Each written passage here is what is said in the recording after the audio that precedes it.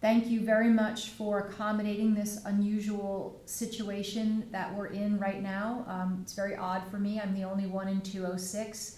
We now have to socially distance ourselves from our colleagues here in Town Hall, for those of you that aren't here, and we have to wear masks at all times. So out of an abundance of caution, I'm here in 206 by myself, and Kate is in her office so that I don't need to wear a mask, so you can hear me this morning. Okay, so this is the Town Department Heads Quarterly Meeting, and we will begin with our first report with our Tax Assessor, Tony Homicki.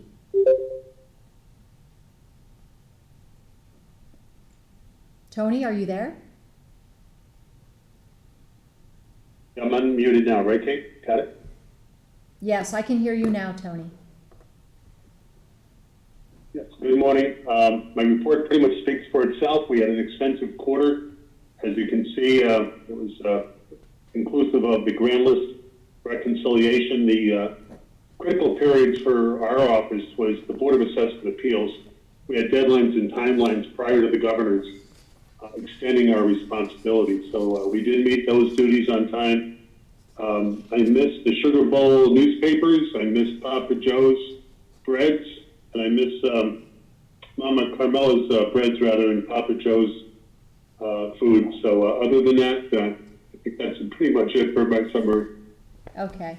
I am going to be asking each of you as part of your report to give us an indication of if there's anything that you see changing in your the output of your department, aside from the fact that we're limited in staff. What impacts are you seeing in the service that you provide related to the COVID crisis? And if you have any projections, I know in many ways it's too soon to really be able to predict.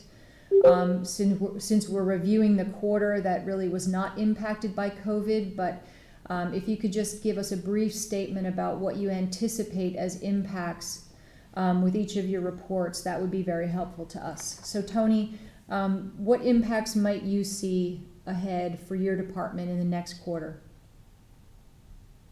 The first challenge we had was defining essential versus unessential. We did sit in position for gearing up back to work, and I'm lucky to have two of my employees, Millie and Nancy, working remotely. It's working well with Kathy, and we're receiving information from Karen over the town clerk. So the short-term issue is trying to generate tax bills for July. The files have to be downloaded, brought over, expensive amount of motor vehicle corrections are working. So between now and July 1, we will be working remotely. We're on task. And we'll be finishing up on time. So working remotely has been powerful, and very grateful of communicating with the public. Okay, thank you very much. I'll open it to my board for questions to our tax assessor.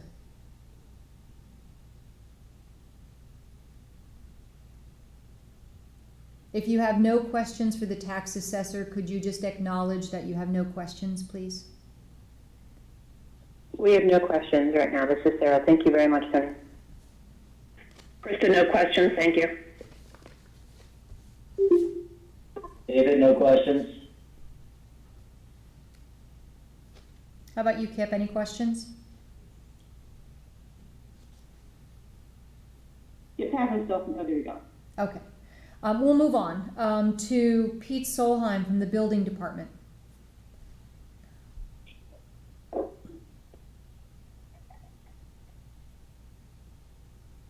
Pete, are you there? He shows is there. Pete, your mic isn't working. Can you hear me? Hello? Who's that? Hi, this is Susan Gray. I signed in before, but you didn't read my name. We have you, Susan. Right. We have you, Susan. Okay, so mine wouldn't unmute, so maybe that's what's happening to him right now. Yeah, no, he's unmuted, but he's not showing up. Okay, sorry. Do we have a new caller?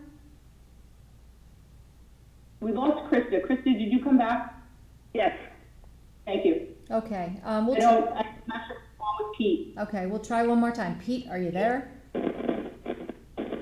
All right, we're gonna come back to Pete. Hopefully he can figure that out. We'll go on to post 53, Joe Larchevek. Good morning, Janie. Everybody hear me okay? Yes. Yes. Okay, great. So, my report, there's no real updates or changes to it, so you have that in hand. We are still seeing several COVID-related calls, suspicious calls. So we are using personal protective equipment on all of our responses. I'm extremely proud of the members of Post. We are continuing to staff all of our ambulances and cover our calls, and their dedication has been outstanding throughout this crisis. So, right now we have not seen any real change in the way we have to provide service. We have had some reduction in staff, both on the adult and the student side, but not enough to impact our operations. So that's really all I have. If there's any questions, let me know. I have two questions for you, Joe. Sure. Is it appropriate to assume that the paramedic response time for the evening is related to the fact that the paramedics have to go to Glenbrook right now? Yes. So certainly, from being in town to now being over at Glenbrook has impacted the nighttime response. So hopefully we can get them back in town soon. Okay, thank you. And if you wouldn't mind, please, to describe to us page number 3 of your report, the response time analysis. It was a little unclear to me what this is telling us. Sure. So this is when we break down our response times fractally, it's really the number of times it took us to get to a call in under 1 minute, and the number of times in under 2 minutes, and so on. So, you can see if you look at the sort of bell curve, we respond to a majority of our calls somewhere between 3 and 7 minutes. This conference will now be recorded. Okay, yep, I get it. Yep. And then, what the call anatomy is just sort of breaking down, the average time it takes for the ambulance to leave the garage from the time the call is received. The travel times, the response time, the time on scene, and then depending on the hospital, the time it takes to get there. So it really just sort of breaks down how the call times work and where we stand on our averages. Okay, that call anatomy is very interesting. It is, yes. Okay, I will open it up to my board for questions to post 53.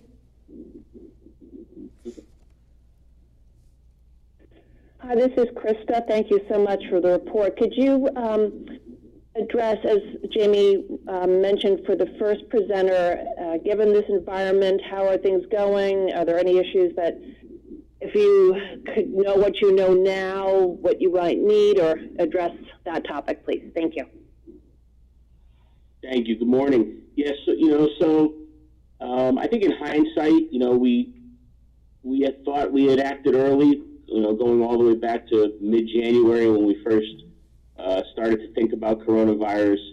I was surprised at how fast the PPE, or the personal protective equipment inventories at our distributors, dried up.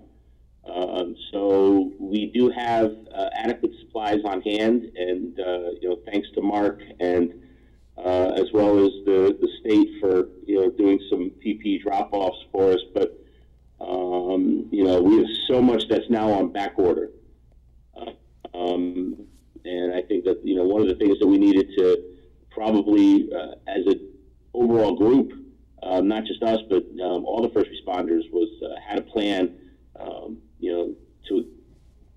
To deal with the fact that even the large companies weren't shipping. So that's number one. Again, we've had, some membership drop off, but I'm, glad to say that our operations weren't affected. dramatically, so we're still able to respond.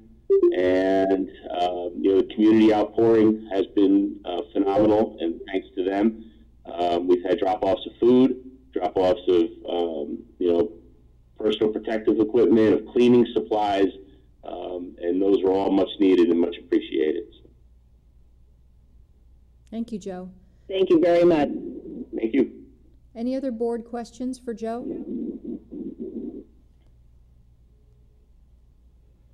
Hey, Sarah, I just wanted to say thank you for all that you and your team are doing. Thank you. Thank you. Okay, we'll move on to Mark McEwen, Emergency Management. Good morning, everybody. I have nothing further to add to my report. I would like to try to say that one of the challenges throughout this has been the ever-changing social distancing policies and adapting to our needs as this progressed very rapidly.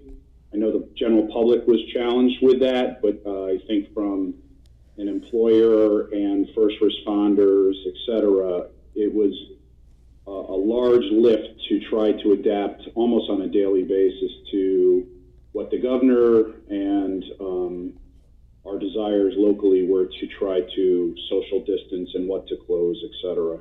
So it was a big challenge for everyone. I would say that continues to be a challenge, Mark. Oh, no, and that's why I said that, because I think going forward, that is going to be our largest challenge. Yep. Related to Joe's discussion on PPE, we know that those N95 masks expire.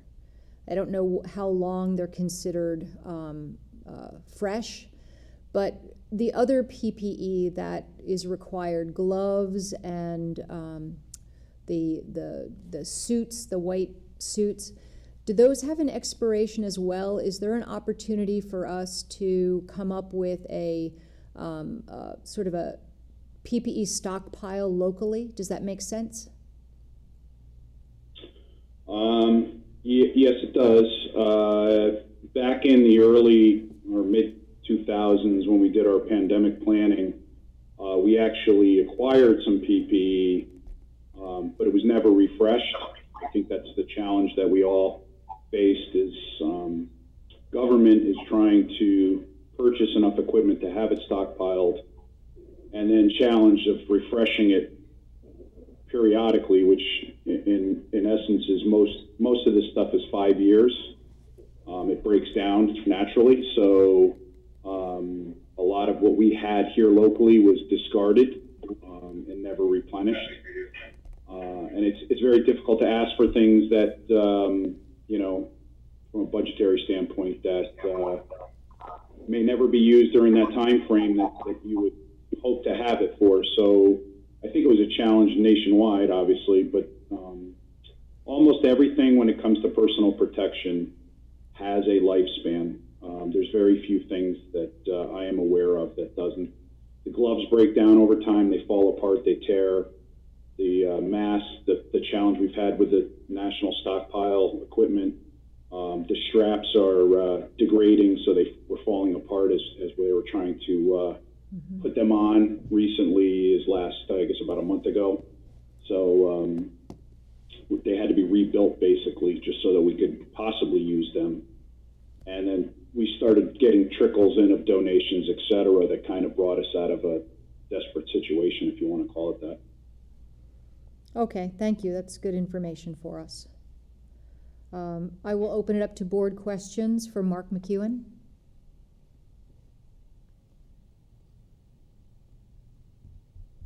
No questions? Okay. It's David. Go ahead, No David. questions from me. Thank you. None from Sarah. Thank you for all that you're doing. I know this is not an easy time.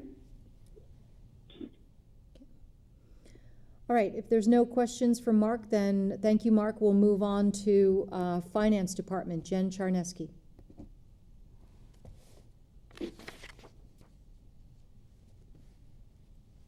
Jen, are you there?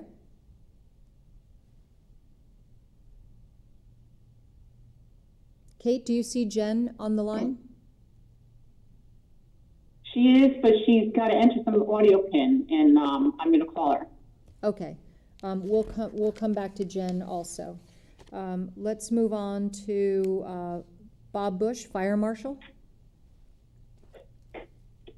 Morning, everyone. Can you hear me okay? Yes, I can hear you, Bob. Alrighty. We're moving through. Our biggest challenge is going to be getting back to doing our routine inspections, especially of the places that, have continued to operate, which is very small scale. But once we get back, all the part-time staff is chomping at the bit. They're ready to come back to work. So we'll be ready to go once everything starts to reopen again. Construction projects continue to move along. The biggest one right now is the senior housing over at 719 Post Road, the Royal. They're going along there, and things are starting to get close to finishing up. Other than that, we just go day to day on what needs to be done. Okay, we have not enough information at this point in time. There's been no relaxation of any of the governor's mandates socially, so I do want to acknowledge at this point in time that the town fireworks and certainly the Memorial Day parade are at risk for not happening. We're going to wait as long as possible to make those determinations, but it requires a lot of pre-planning. So at some point we will have to pull the plug if things don't relax sometime soon. Completely understood on that end. Okay, any board questions for Bob Bush? I had a question, Bob. This is Krista. What was the permit for that $44,000? I believe that was the one for Norotan Heights Shopping Center for one of the buildings. Oh, okay. Because clearly it was a huge outlier. Perfect. Thank you. Sure. Any other board questions? This is Sarah. No, thank you. Okay, great. I'm just going to go back and ask Pete if he's on the line yet. Pete, are you there? He's here. And we still can't hear him. I can see Pete, I can see his mouth moving, but I don't have any audio. Okay. Sorry, Pete. Jen, are you there? I am. Can you hear me now? Yes, we can hear you now. Excellent. I do not have anything to add to my report, but what I did want to talk about is the budget process. The Board of Finance will be meeting on Thursday. What they are working to do is identify the budget gap that would get us to a flat mill rate for this year. And then based on that discussion and identification of the gap, somehow create an allocation and come back to the Board of Selectmen and the Board of Education and ask each board to find an allocated amount that will help us close that gap. So they're meeting on Thursday. I expect that we might have one more special meeting before they get into their budget deliberations, which will begin on May 5th and run through May 14th. And the Board of Finance is prepared to have a preliminary budget vote on May 14th. We'll publish in the paper the last week in May.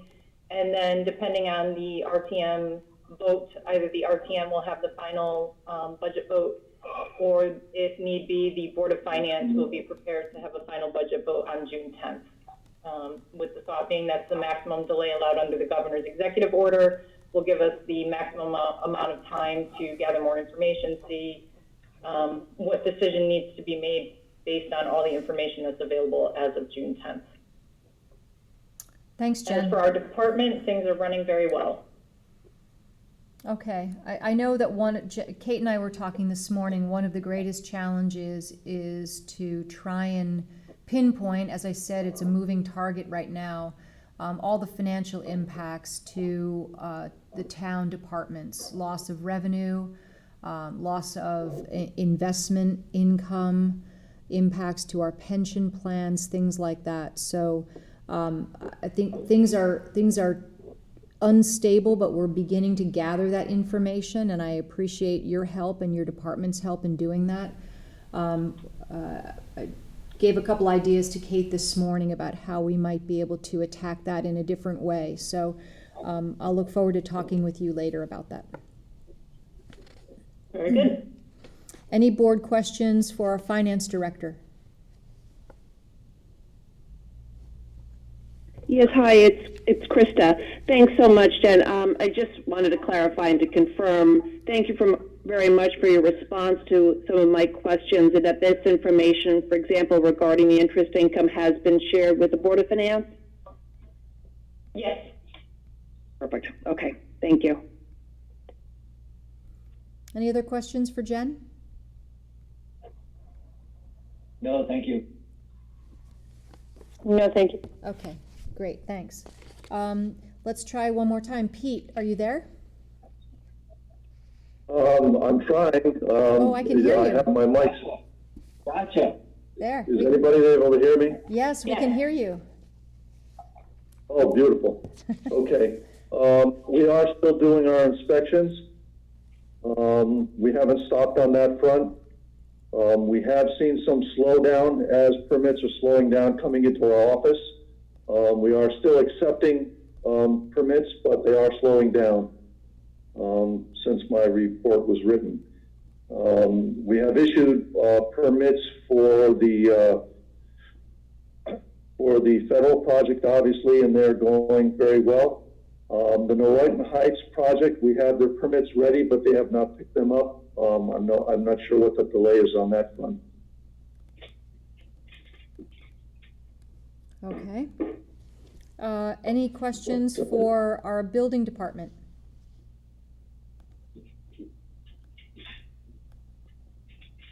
No, thank you, Peter. Okay, thank you. No, thank you.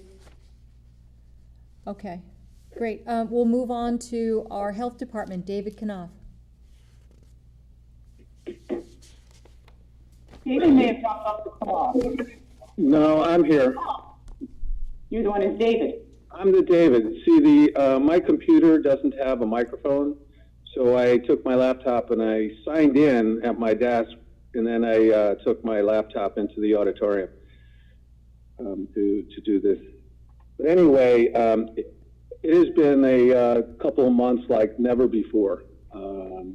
We started in February with tracking returning travelers from China and ensuring quarantining and daily phone calls with several folks who had returned. And that was the precursor to the outbreak here in the United States, of course.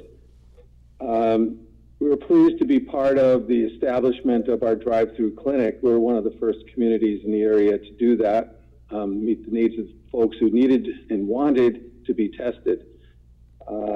That's an ongoing project, and I'm pleased that we were able to offer that 2 days a week. Let's see.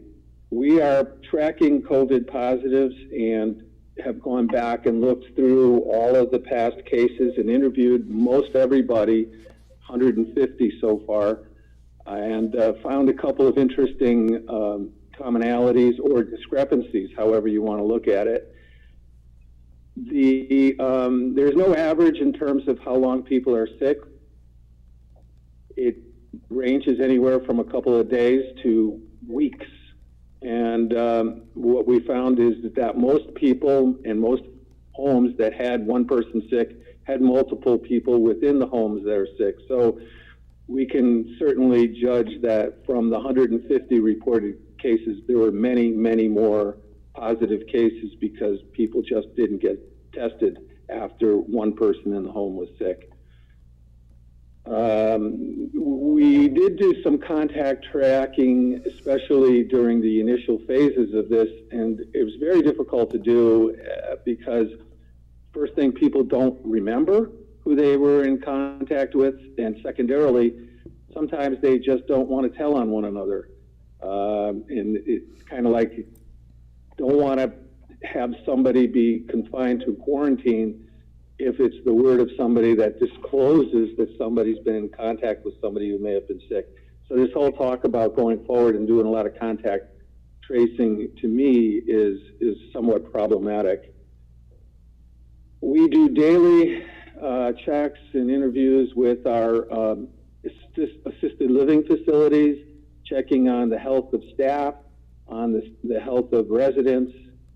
That's an ongoing project and a very big concern because, as everyone knows through news reports, this particular disease focuses on the elderly. Doesn't have such an impact on children and kids, and in fact our findings and during our survey has been that younger people tend to recover faster than older people and may have minimal symptoms, if any. Our food service facility, we're actually still in pretty good shape with our inspection schedule, believe it or not. We've only not been doing inspections for a month. And prior to this outbreak, we were very, very much up to date with all our mandated inspections. Since then, what we've done is for the facilities that remain open, and in my report, which I can update, I indicated that 51 establishments were open. Well, we're actually up to 58 as of yesterday, and 9 of these facilities are on I-95.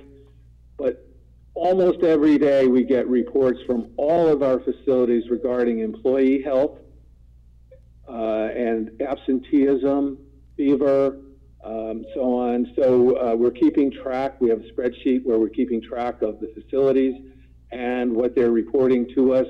We also go over the standard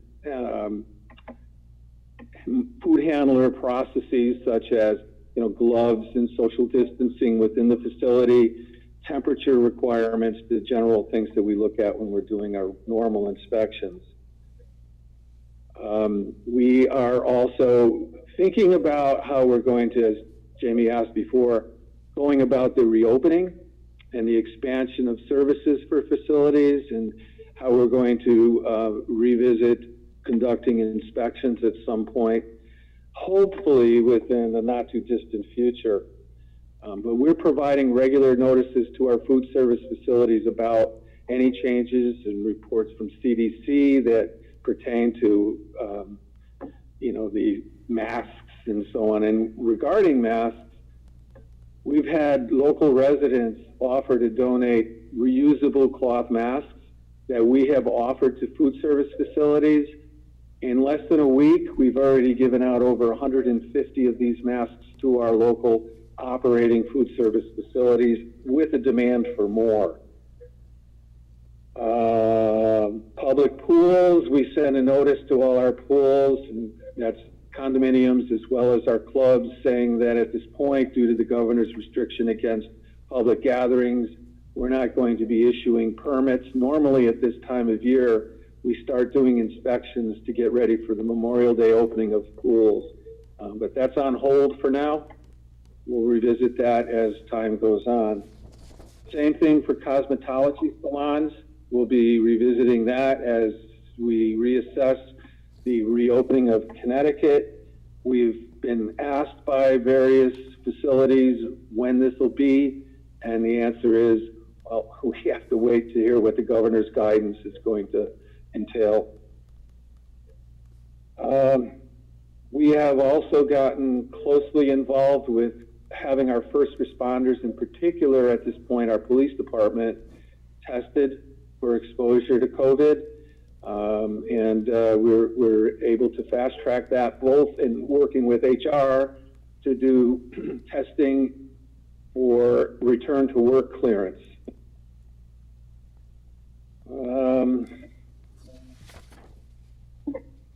I guess at that point, I will take any questions. Okay, thank you, David. That was very, very comprehensive. I will open to my board for questions of our health director. And if you're not, David, this is sorry, Sarah. If anybody else could put their phone on mute so that the board can hear David. Thank you. Go ahead, Sarah. Hi, David. This is Sarah Newman. I just had a couple of quick questions. I want to first thank you. I know this is a very difficult time and very busy. You mentioned how difficult it is for the nursing homes. That population is absolutely vulnerable.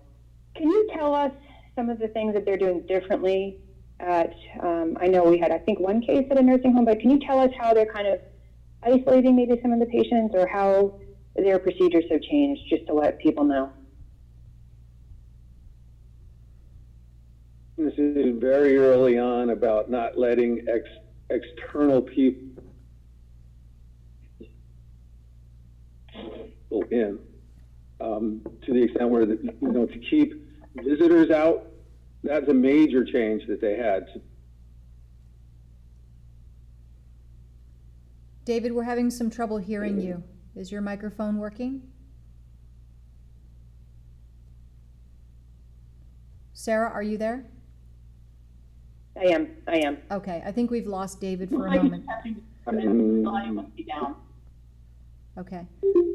While David comes back to us, I will share that the concern over the assisted living homes that we have in Darien, we have 3, are actually very different than nursing homes per se. And most of the real problematic widespread outbreaks have been in nursing homes. So I'm happy to share with you that we haven't had that situation, although 2 of our deaths were from residents of our assisted living communities. So this has been, as David said, a real significant issue for his department and for me to follow up on. Nursing homes and assisted living residences are actually overseen by different state agencies. And what I was told last week is that assisted living residences are much like apartment buildings in that they don't prepare separate wings of an assisted living home to house the folks that might be COVID positive. So it's really important, the work that David and his staff are doing to check in with the people at those assisted living communities and make sure that anybody that is positive really needs to be isolated in their individual units. David, have you rejoined? Yeah, I had gotten kicked out. The audio, for some reason, was lost. But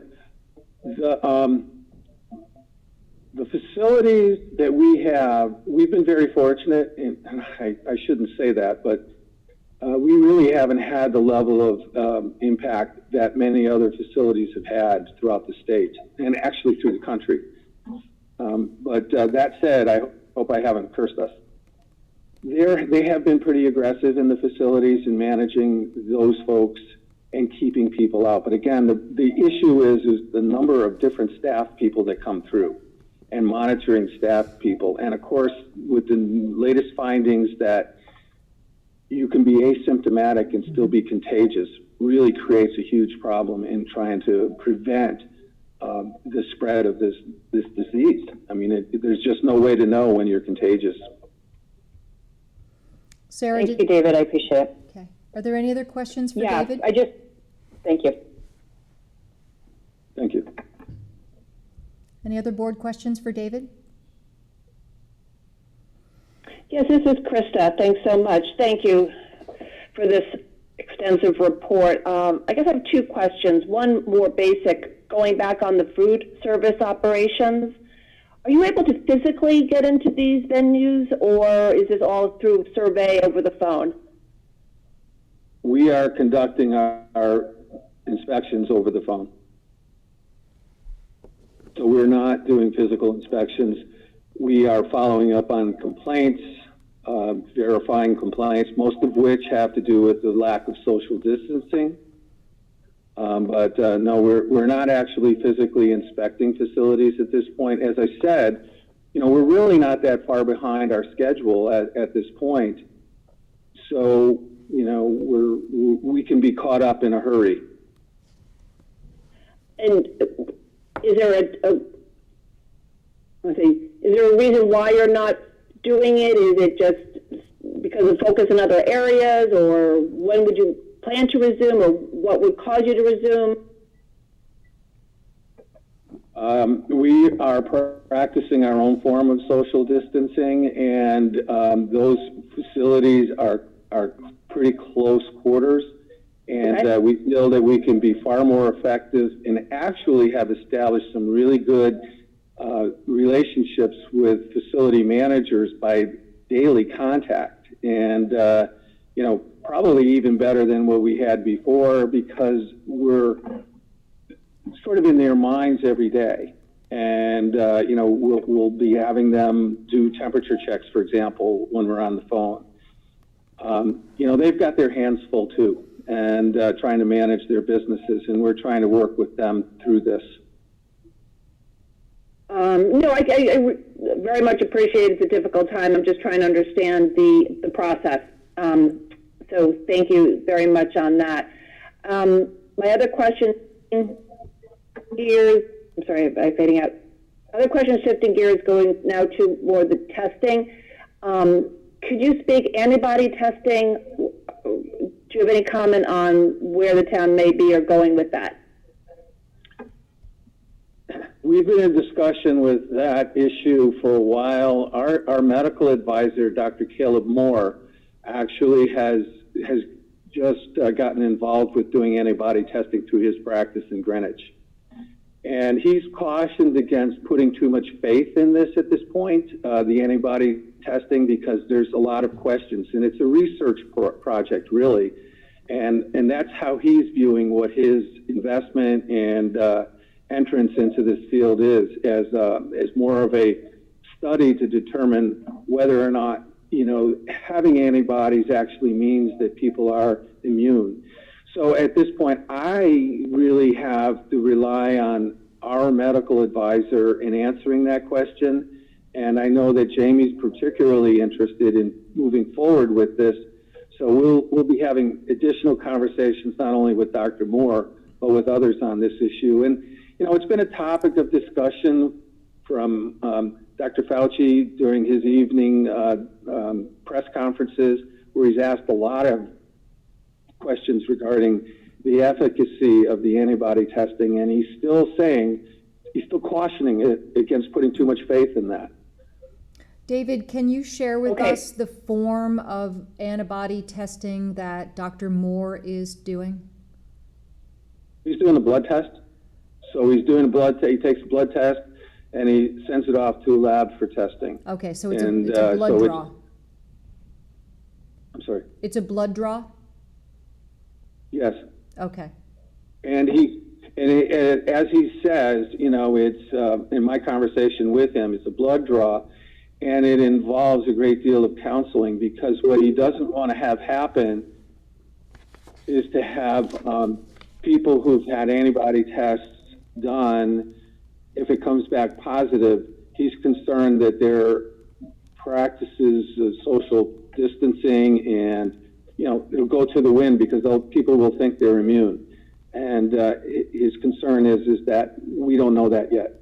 And we don't want to have people get the test done and then, feel that they're in the clear. So I'm sure that we're going to talk about this some more in our Board of Selectmen report, but everything that I hear from Governor Lamont suggests that it will be, in fact, testing that will be the basis for any return to work plans for the state of Connecticut. And that, I believe, is also nationwide. So, while counseling certainly is appropriate for antibody testing to, state the obvious that we don't know what that means. Are you immune? How long might you be immune? Can you recontract COVID even though you have antibodies? Many, many different questions. But I don't think, my personal view is that there's not a reason to withhold antibody testing if that is in fact how state governments are going to determine how people get to go back to work. Absolutely not, but it's a tool and it'll help get us more information, but we shouldn't base all our final decisions on it. It's something that we're going to learn from. Yes, absolutely. Okay, thank you. Any other questions for David? Okay, hearing none. Thank you very much, David. Thank you. We'll move on to our human resources. Lori Dunn.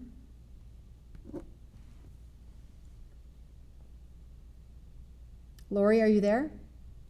Yes. Good morning. Can you hear me now? Yes. Okay, great. So for the past 6 weeks, I've been very preoccupied. Human Resources has been preoccupied with dealing with issues related to COVID-19. One of the things I did early on was to create a web page off the Human Resources Department webpage, and it's for COVID-19 information, sharing resources for our employees related to health and safety, quarantine policy, sick policy, return to work policy, telework policies, also information for employees, or resources for employees working remotely. So that has been very useful, and continuing to update that on a daily basis. One of the things that occupies a lot of my time is monitoring employee health. So department heads do contact me on a daily basis when employees call in sick, if they're essential employees, or even for our non-essentials who are not coming in. Department heads are staying in touch with all of their employees, so if they find out that someone is sick, they're notifying Human Resources. And Human Resources is working with the health department to reach out to these employees when they are sick, to see if it's their COVID-19-like symptoms or not. Health department provides guidance to our employees if they are COVID-19-like symptoms. And the most recent development in the last week is the expedited testing for town employees, which has been useful in getting employees back to work sooner, or getting employees out of quarantine sooner. Early on in this crisis, testing was not very available. So if we had instances where we had, police officers quarantined, many police officers, because of potential exposures. So right now, this is working well. We're staying on top of, who's sick, having employees tested, and getting the results back in a timely manner. So I'm additionally providing daily guidance to department heads on how to handle each of these cases, whether the person needs to be out sick or quarantined, or they're able to return to work. Also staying up to date on federal laws, CDC guidance, governor's executive orders, as well as town policy related to COVID-19 issues, and implementing policies on a regular, if not daily basis, to stay current for our employees. It was asked earlier what impacts the COVID-19 will have on future work. For Human Resources, the challenge is, everything that my department does involves employees.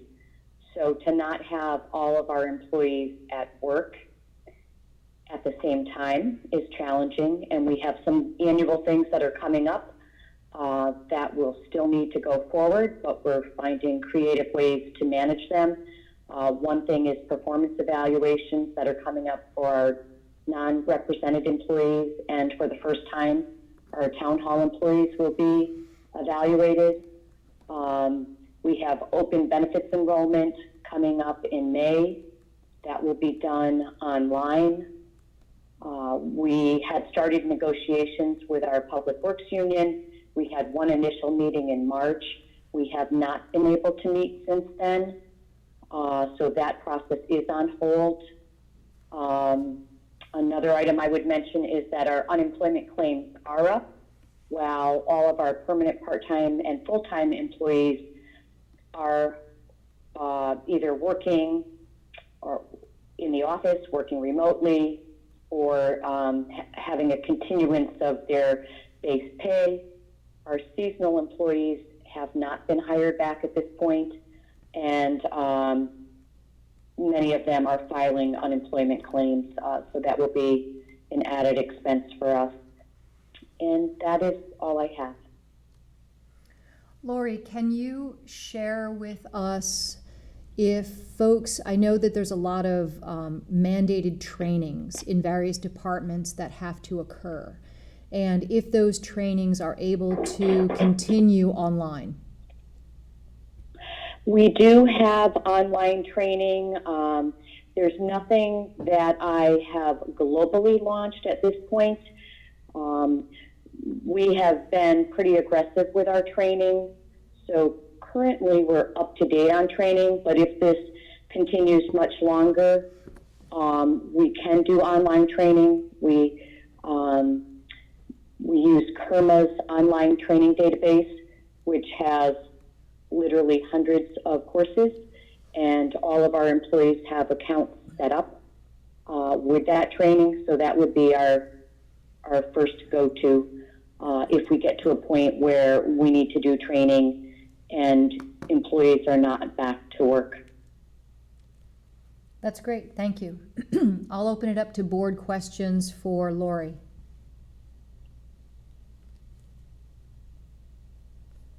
Any questions for Lori? Chair, none, thank you. Yes. Hi, this is Krista. Yes. My question back on the Public Works union contract, is there any concern about the time elapsing, and there is a way to do that via Zoom or virtual meeting? Well, the contract does expire June 30th. I think it's fair to say at this point that we will not have a new contract in place, certainly when this contract expires, but that is not atypical. That is usually how it goes. At this point, we're waiting to see what happens. Negotiation usually takes place in person. It's a little different than holding a regular meeting where you're just dealing with typical business items. A lot of it has to do with communication, and it's a place to kind of have a lot of back and forth discussion about issues to reach solutions. So we have not planned to do a Zoom meeting at this point. I think we would consider that if this goes on much longer. At this point, we're probably a month behind where we had hoped to be.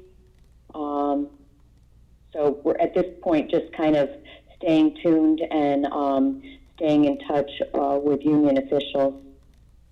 Okay, and they're on the same page? Yes. Okay, I suppose that's the most important issue. And then my other question, when you mentioned the unemployment filing, that the seasonal employees are eligible also? They are. I'm not sure how this will work because for some of them, such as crossing guards, they would be working now. For others, they would just be beginning or would be starting in a month or so from now. I'm not exactly sure how that will be handled, but from everything I've heard, unemployment has been pretty liberal with offering the benefits to these employers who may not be returning to work. Okay, and would that apply to seasonal lifeguards at the beaches? They can apply. Apply. I'm not sure what they would get because of the part-time nature of that work, but everybody, can apply. So, and then each case is evaluated. It's a little too early for me to tell what's happening with these cases. At this point, I'm just seeing that former employees are applying for the benefits and we're getting notification. I don't know yet if they're being granted benefits.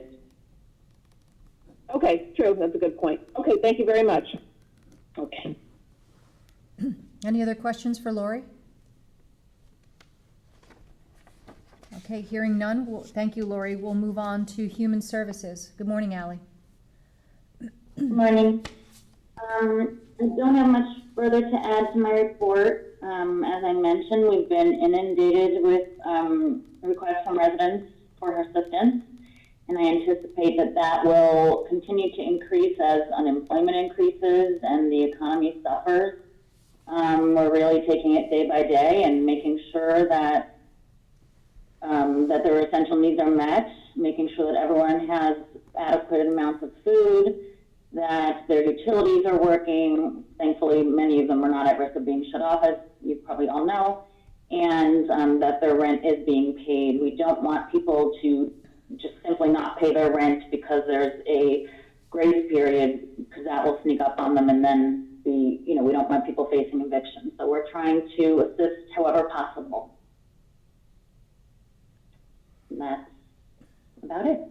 You're doing a great job, Ally. You and your staff are doing really, really wonderful work. I also want to give a shout out to Marcy, who, with the senior center closure, has taken on some additional duties in your department, which is very much appreciated. Is there anything that your department needs at this moment that we can help provide to you? Well, I want to echo your comments on Marcy. She's been a lifesaver, especially with Cynthia being out on maternity leave and Marcy being a social worker. She has stepped right in and helped a tremendous amount. Right now, for the moment, we are okay. I think we really are just taking it, day by day and week by week. We can't anticipate what the next week what will occur. Financially, right now, we've received quite a bit of donations, thankfully, but I am concerned. Will that be sustained as the economy continues to struggle? I don't know. I hope so, but there's no way of knowing, of course. Okay, so you'll be sure to let us know if there's something that the Board of Selectmen can help facilitate for you if that need arises. And can you tell us a little bit about, I know that the cafeteria workers are back to work and preparing grab-and-go lunches for Darien school kids. Can you tell us a little bit about that? I know you were providing food gift cards. Is that continuing? Yes. So since schools went to e-learning, we've been working closely with Maurice, the interim school food service director.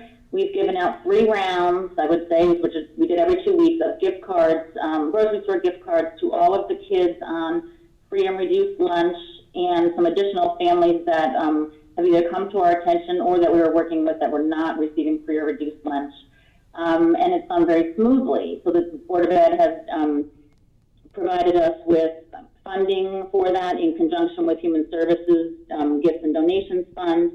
And this week yesterday they started the grab-and-go lunches. So any Darien student is able to pick up a bagged lunch Monday through Friday between 11 and 1 at Middlesex. And I did speak with Maurice yesterday afternoon, and they had 48 lunches provided, which we both thought was a great turnout for the first time. We did reach out to all of the clients that we're working with yesterday to make sure that they got the notice from the superintendent, and it went out on Sunday informing them of this plan. So we will continue to make sure that the people we work with are aware of this. And as I mentioned, and that doesn't mean that we're not going to continue to provide those in need with, grocery store gift cards and whatnot. We're not going to do it on a regular 2-week basis, but as needed, everyone that we're working with, we know we've made it clear that we're still available to help them with whatever their needs might be. So, Ally, I haven't seen that communication from the superintendent to parents about the grab-and-go lunch. How would a parent arrange for that for their child? Do you know? They don't have to do anything. They just show up between 11 and 1 at Middlesex Middle School and stay in their car and pull up and open a trunk, and a food service worker puts the bags in their trunk. So they don't have there's no name. They don't have to pre-order, so the cafeteria workers No. don't have some idea how much to prepare? No, not at this point. Okay. And it's available to anyone, not just kids on free and reduced lunch. Any Darien student it's available to. That's great. Yeah. Okay. So we'll continue to spread the word. So the superintendent sent out an email to all parents of Darien students. I received one myself on Sunday. So it did go out. Some of the people we called yesterday had not received it. Some we were happy that we reached out to them. Where they received it, and maybe they had not read it yet, or what have you. Okay. Are there any board questions for Ally? Allie, Jamie took my question. If there's anything that you can think of that we can do to help you, you are doing so much right now, and we greatly appreciate it. And Mercy is also, and I'm so grateful that our seniors are being reached out to every week. Thank you so much for everything. Thank you. Ellie, hey, it's Krista. Yes, you guys are doing an amazing job. My question was regarding masks. Do you need more supply of the masks in particular for some of your clients? I just feel that there may be a population who's not out there sewing, or just wanted to confirm that is all set. We have not been reaching out to clients offering them masks, and to be honest, we have not had a lot of people asking us for them, just a handful. I think if there is a plentiful supply, then certainly we would be thrilled to be able to offer that, but I don't know that that's the case. Okay, maybe we can put you together with David, or I just want to make sure, especially if they are getting out and now with the requirement about the masks in public, that we are accommodating that for these clients and these residents of the town. So, okay, something to think about. Okay. So Krista, if someone contacted Town Hall and didn't have the availability of a mask of any kind, we would certainly help them to procure something. But given the liberal definition that the governor has outlined for a face covering, which can literally be a t-shirt, a scarf, a face covering made from a cloth napkin, or anything of the sort, I don't anticipate that would occur, but we would certainly be prepared to help accommodate. Okay, perfect. Any other questions for Ally? Okay, we'll move on to IT. George, good morning. Good morning, everyone. Hope everyone's well. Thank you. I have nothing further to add. Hoping that everyone's getting along okay, I guess remotely getting to any of the things they need to do in their offices. If there's any problems, just let me know. If you have any questions. George has been awesome because my computer seems to not like the Zoom platform, so he helps me every day try and figure that out. So thank you, George. You're welcome. Any questions for George about IT? Okay, hearing none, we'll move on to Beth Paris, the senior program. Hello. I will say that life here has definitely changed. In terms of impact right now, just to let you know, we're not paying instructors, entertainers, or buying food. So money is not being spent in any of those areas. In terms of what's happening here on a daily basis, I am sharing the fabulous Marcy Rand with Human Services at this point. We're doing a weekly activity suggestion sheet on our webpage instead of the newsletter, because at this point we can't predict when we're going to be opened again, but at least we change that up every week and people are looking at it. So that's a good thing. And I'm doing more of the wellness calls on my end. Someone had asked me about, we have currently 1,032 residents and 811 non-residents. I am arbitrarily going through and calling people just to check on them. And I've actually gotten calls even from Norwalk and Stanford residents and have been able to direct them to their towns and the specific people they need to talk to, especially for food insecurity. Because of the Corbin Cares wonderful generosity and those great 7 restaurants that are helping us, since the week of March 30th, we have been doing a drive-through lunch program that basically I'm taking the names and the distribution happens with myself and the fabulous Kate Bush and our designee. Yesterday it was Karen Dunn. We went from averaging about 30 to, I think, the week of the 27th, which is what I'm taking reservations for. Now we're going to be close to 50 folks coming, all Darien residents. As I want to underscore, we're all making sure, I'm on a SWACA meeting every Wednesday where I represent Darien, which is like kind of a community resource meeting of the 14 town areas that are doing social services. So I make sure I get those minutes to Allie every week. But we are all trying to serve just our own particular towns and cities. Many because some of the programs that are coming in that are federal and state funded, they need accountability for those as well, and also for efficiencies. It's amazing what everybody's doing in terms of the outreach of trying to keep people also well in terms of their mental health. I get my own 8 or 10 calls a day that come in. I've been running back and forth to the phone just because people have questions and concerns. Sometimes it's just about things that relate to being safe, and sometimes it's just that people need to vent.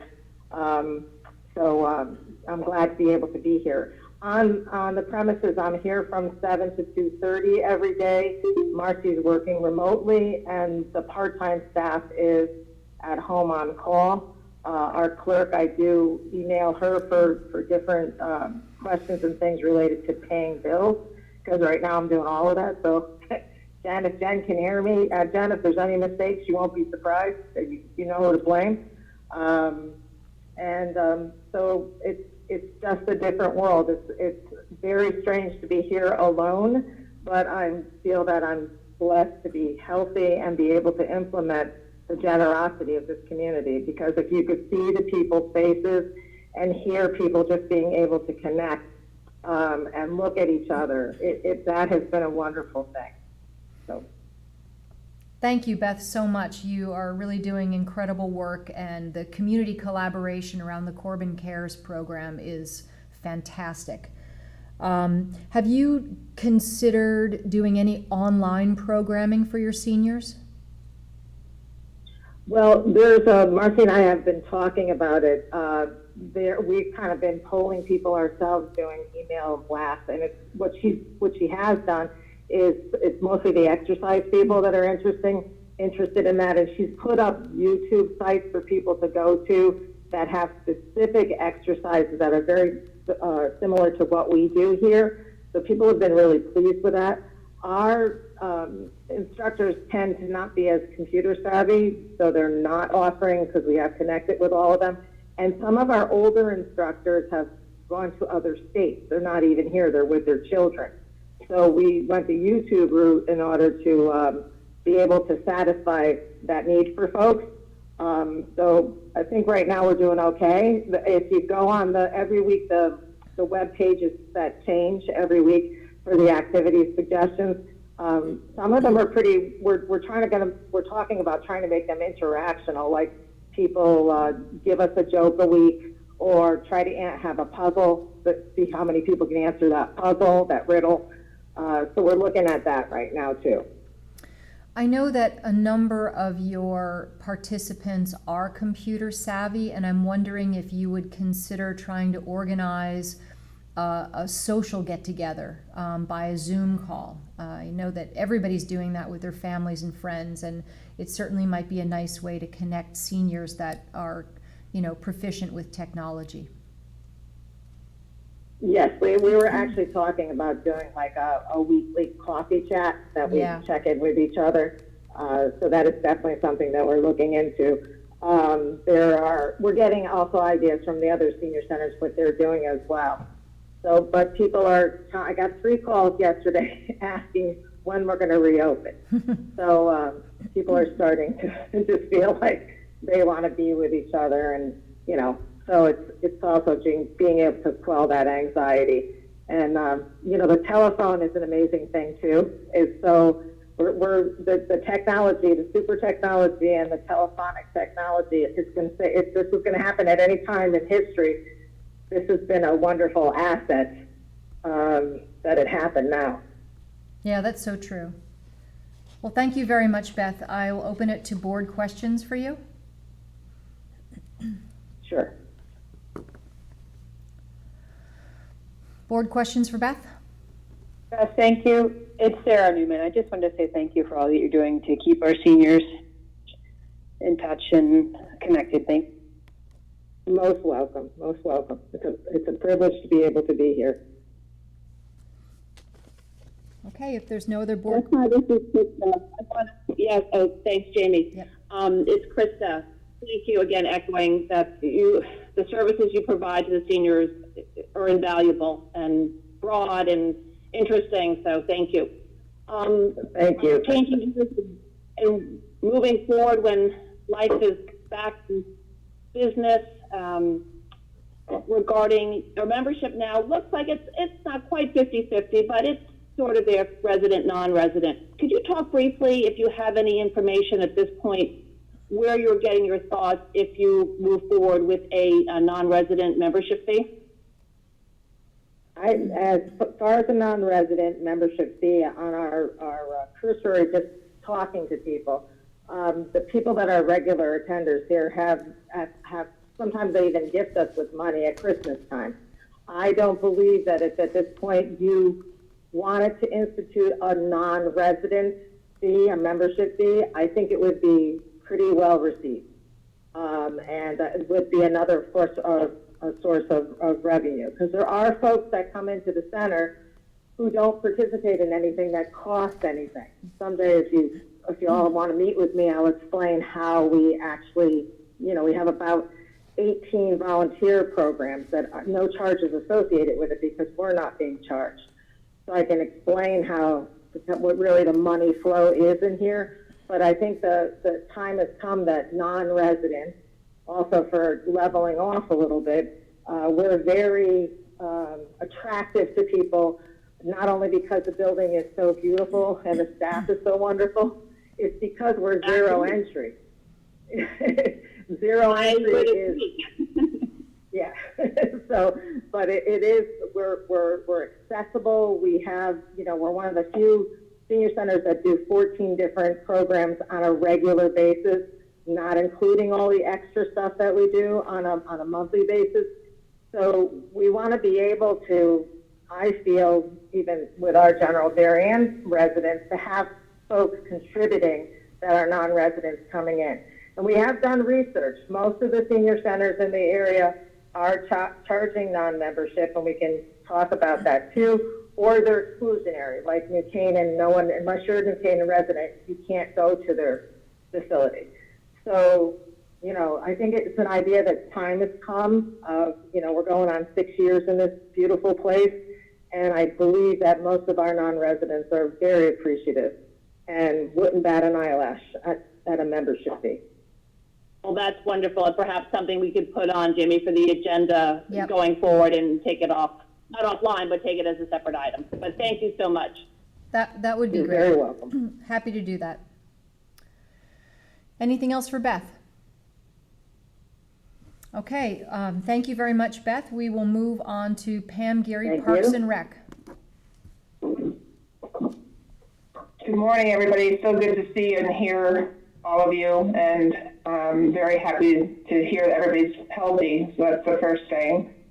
As you may understand, that one of the major challenges that my department is facing is the parks and getting the residents the information and the rules in order for people to continue helping us keep the parks open has been a challenge. Right now, currently, the parks are open only to foot traffic, and it's closed to vehicle access. And working closely with the police department, Don's been great, and Kate and Jamie, trying to understand how we can move forward now with a pre-planning of opening the beaches and with the governor's new executive order of having the boat clubs open. So this is going to be a challenge, but we are working together to try to come up with a plan.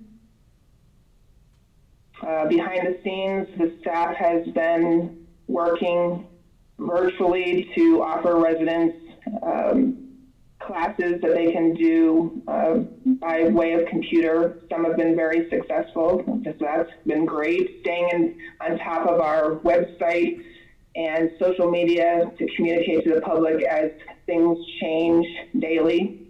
So that's been a challenge, but I think we've been doing a pretty good job with that. Changing, for instance, I just had the park staff go and check signage to make sure that the signage is still in place. For instance, Woodland Park has been having some issues with off-leash dogs, which has always been an issue, but now there's more traffic there with people trying to get out and for mental health issues and trying to exercise. But we currently had a dog bite in the park from an off-leash dog. And so signage even says there, please, no gathering, help us keep the parks open, risk of trails closing. So the challenge has been, how do we monitor this?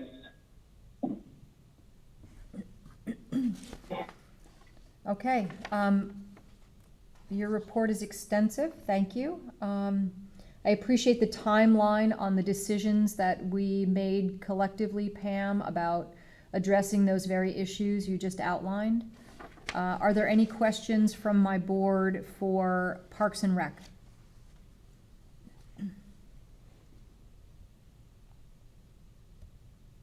Sarah, no, thank you. Thank you for all that you're doing. I know this is not an easy time for your department.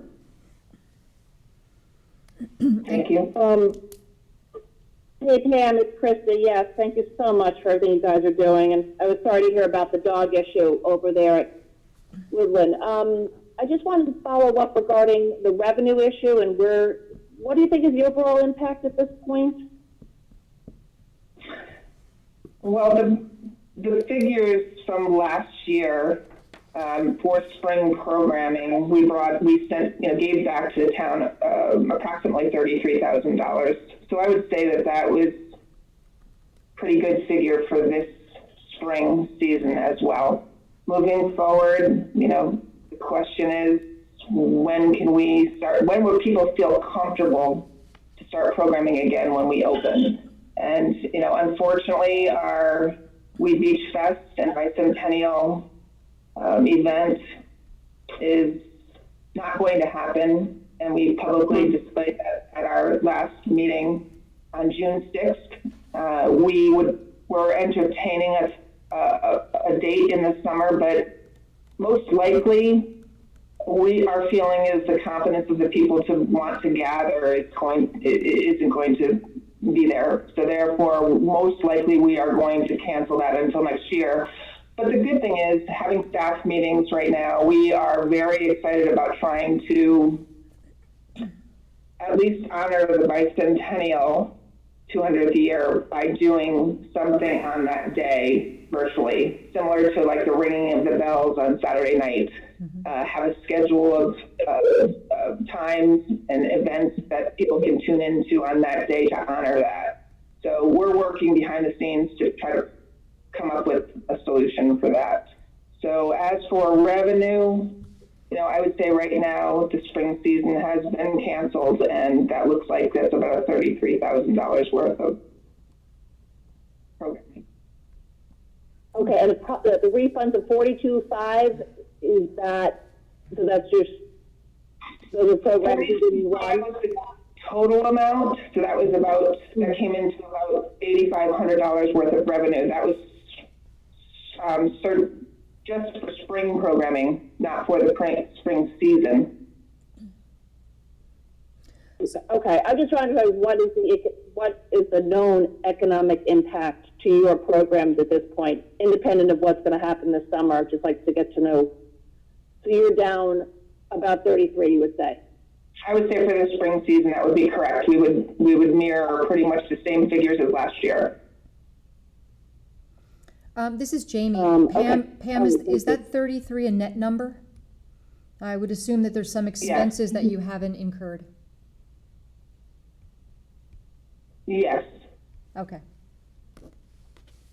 I'm sorry, yes to net or yes to So yes is a net number? Yes. Okay. Okay, any other questions for Pam? Okay, hearing none, thank you very much, Pam. We'll move on to Jeremy Ginsburg, Planning and Zoning.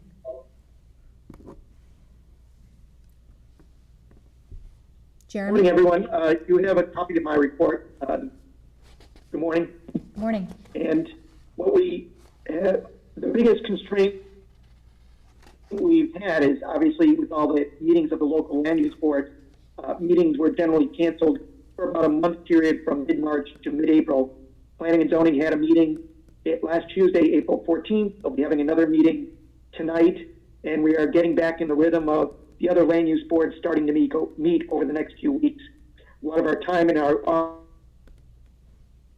office has been spent working with applicants on rescheduling, reorganizing, getting them used to go-to meetings such as this for their presentations. So it's been hectic just working on different types of things, but we are getting back in the rhythm, especially since this is our busy time, and I'll answer any questions about where we're going forward. Thanks, Jeremy. Any board questions for Jeremy?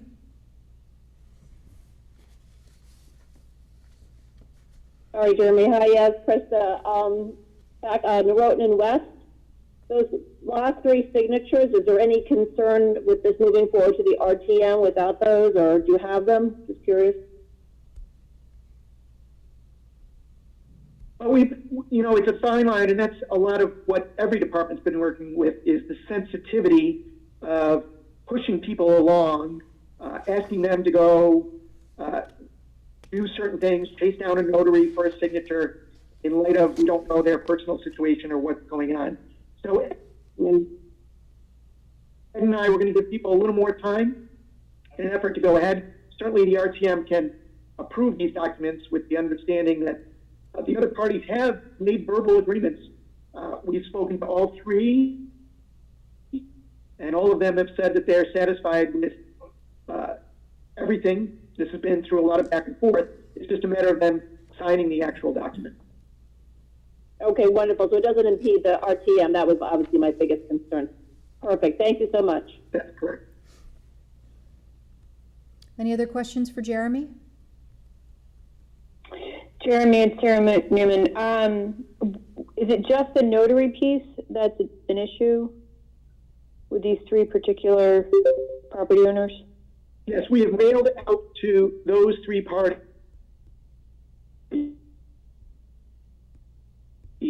the final easement document, which includes whatever details are applicable to their, and we've emailed them out last month, and Ed and I will be circling back with them probably in a week or two.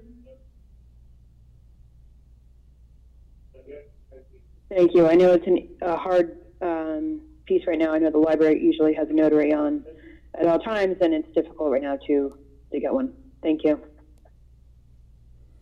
Any other questions for Jeremy? Yeah, the issue is not having them, two of these folks are out of state, so the issue there was not getting it signed by a notary. The issue was they're not even local. So that was part of the problem with two of them, is that was the need to mail the document out to them and have them track down a notary because they're not in Connecticut.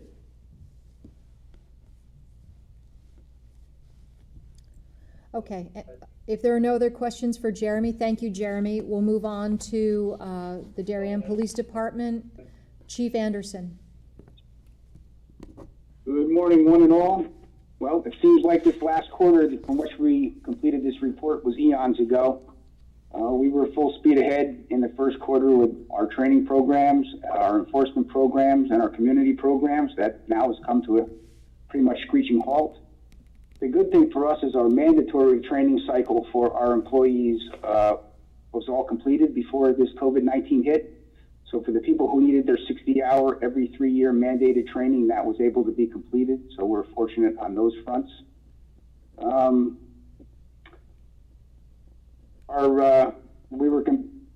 working with the Oxford School Security Committee, get that done. We got that moved along before this hit. Everyone probably knows that our in-house things like fingerprinting, drug drop box, tag sale permitting, that was all shut down. So we're pretty well situated here. Our quarter was pretty quiet all in all. The one issue that even COVID-19 is not eradicated is the unlocked car burglaries. They've been reduced substantially, but in that first quarter, we still had too many for my liking, and all but one, the car was unlocked. So again, even moving into the COVID-19 quarter, that we would ask residents to lock their cars and keep that message out there. I think the report is pretty substantial. If anyone has any questions, I'll be more than happy to answer them. As you know, I'm more than happy to talk all day about police department operations, but in the interest of time, maybe I'll just take some questions. Thank you, Chief. The one question that I think would be helpful for my board and the general public is for you to talk a little bit about the governor's executive orders enforcement as it relates to your department. Well, policing in general is not really conducive to social distancing for friend and foe. I think the governor's orders have been largely reasonable. They are somewhat difficult to enforce. The 6-foot rule, now that's a CDC strong recommended guidance. The gathering of 5 people for social recreational events, that's much easier for us to enforce. But, in conversation with, the Connecticut Chiefs and the state's attorney's office and our town council, really these executive orders are out there for encouraging and mandating compliance. And enforcement really takes a secondary, kind of a backseat to that. We'll enforce if we have to, but we're counting on our residents and guests to do the right thing, to follow these orders for their own safety. The velvet hammer is always there. We don't like to use it if we don't have to, but if we do have to enforce, we'll use the least amount of charging that we can. We're not looking to put anybody in jail at this point. We're not looking to fine people unnecessarily. We are looking for them to follow the rules and help us help them by not having to resort to enforcement. Thank you, Chief. Any board questions for the Chief? Hi, Don. This is Dave Martin.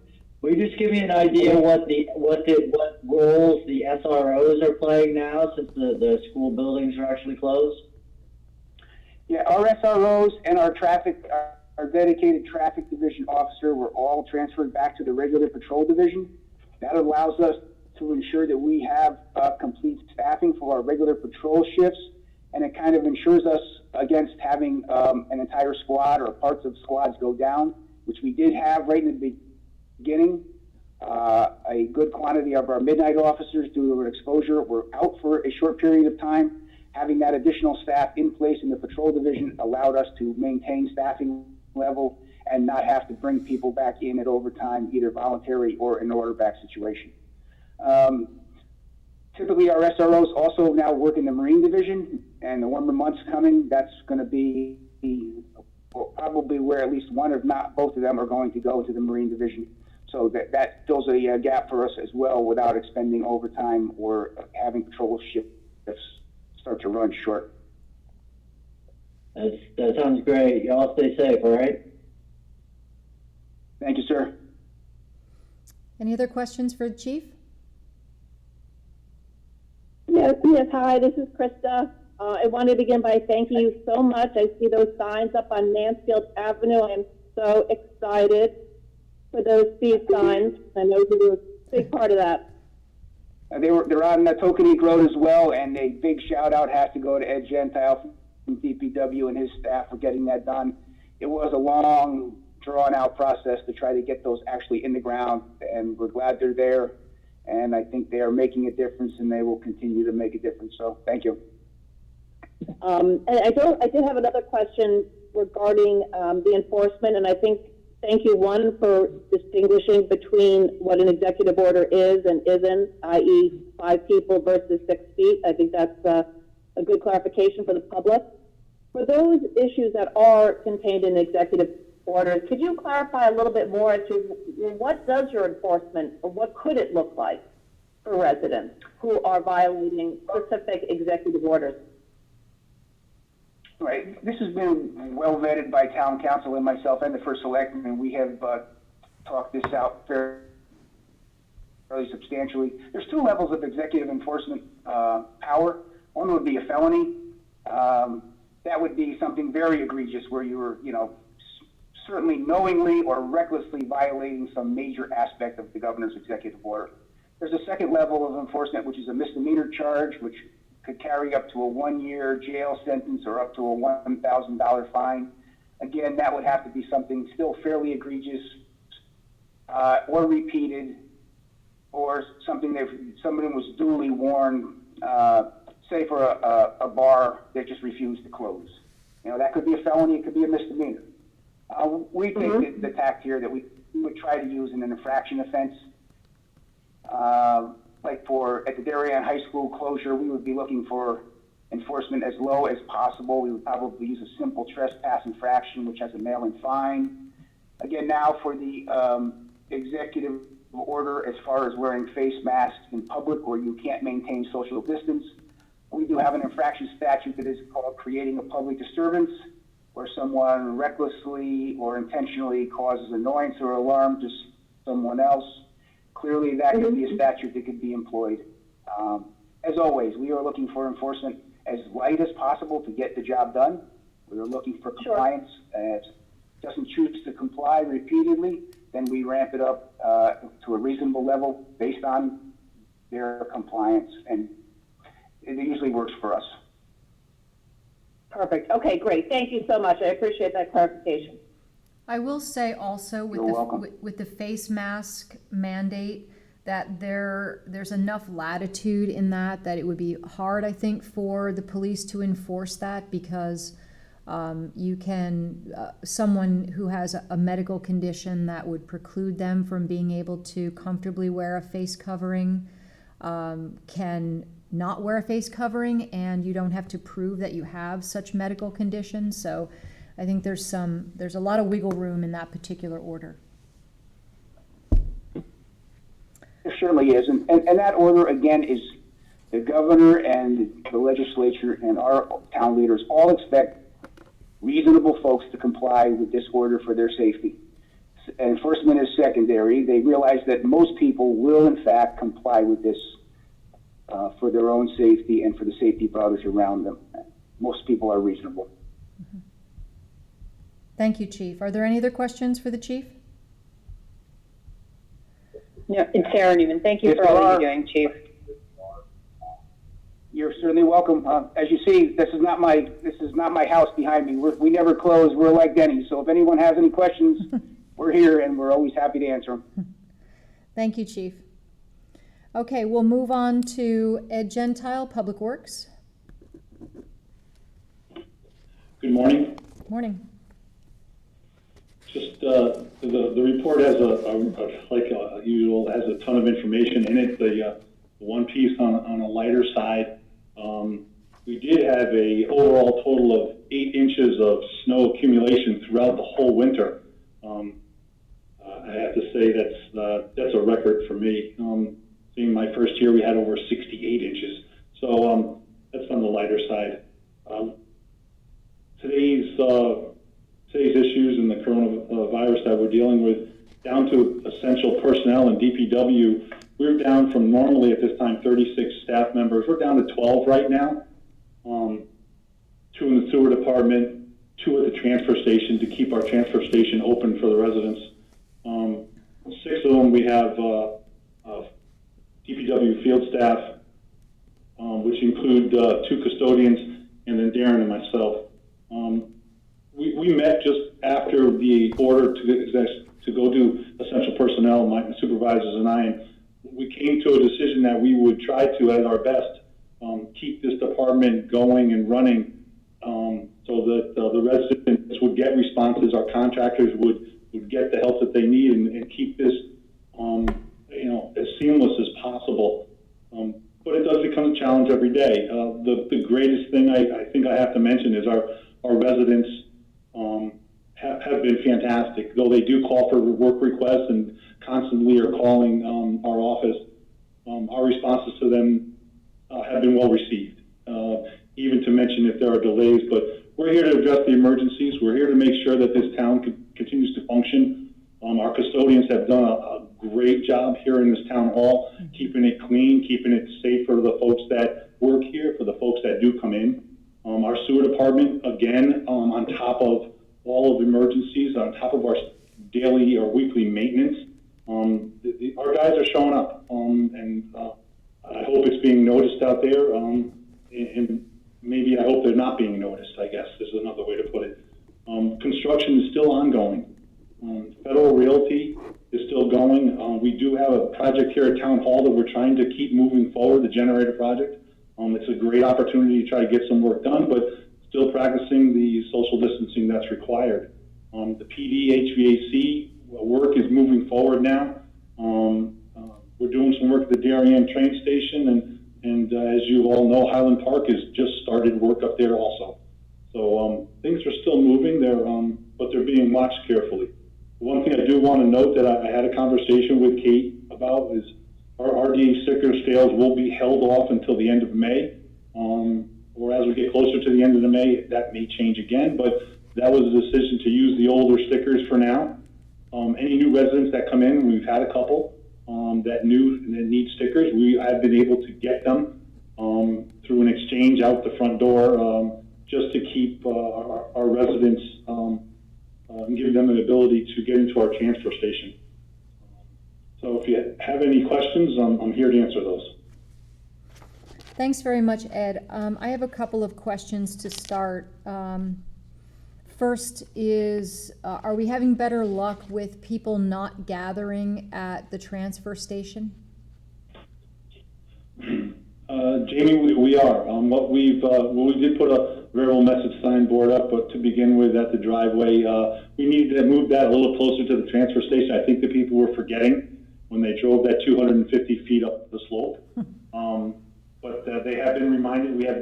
We have guys up there from city carting that try to remind the people to move along as politely as they can, and they've been getting some better responses now. But on Saturday, we've run into a problem. On a nice Saturday, it does become a gathering spot. So we've put traffic control up there now, and we've gotten people to move along a little bit quicker. So I think that's helped tremendously. Okay, thank you. And I know that we're so lucky that we're still receiving revenue on our recyclables. When do you anticipate that party to be over?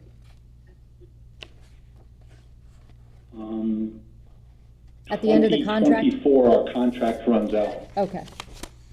The big piece of that was we were just beginning negotiating for a new contract and an extension, which was, of course, going to play a role with the revenue that we do get from our recyclables.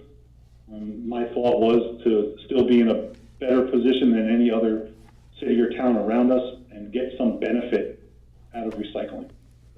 Mm-hmm. Okay, thank you. Board questions for Ed? Ed, hi, this is Sarah Newman. Just had a couple of quick questions. How are residents doing with the sewers? I know there was some initial concern over some use of flushing wipes. Have we had any issues? When it first started coming out, a lot of the other towns around us, some cities also, had some issues with those wipes, quote unquote, flushable.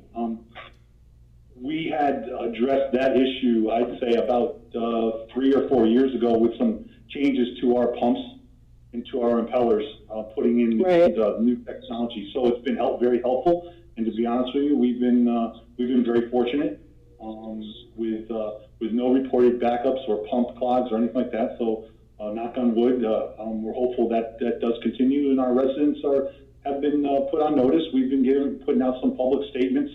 Jamie's been very helpful with that also. Hopefully our residents understand that if that system isn't working, that's not a good thing. So they've been very cooperative.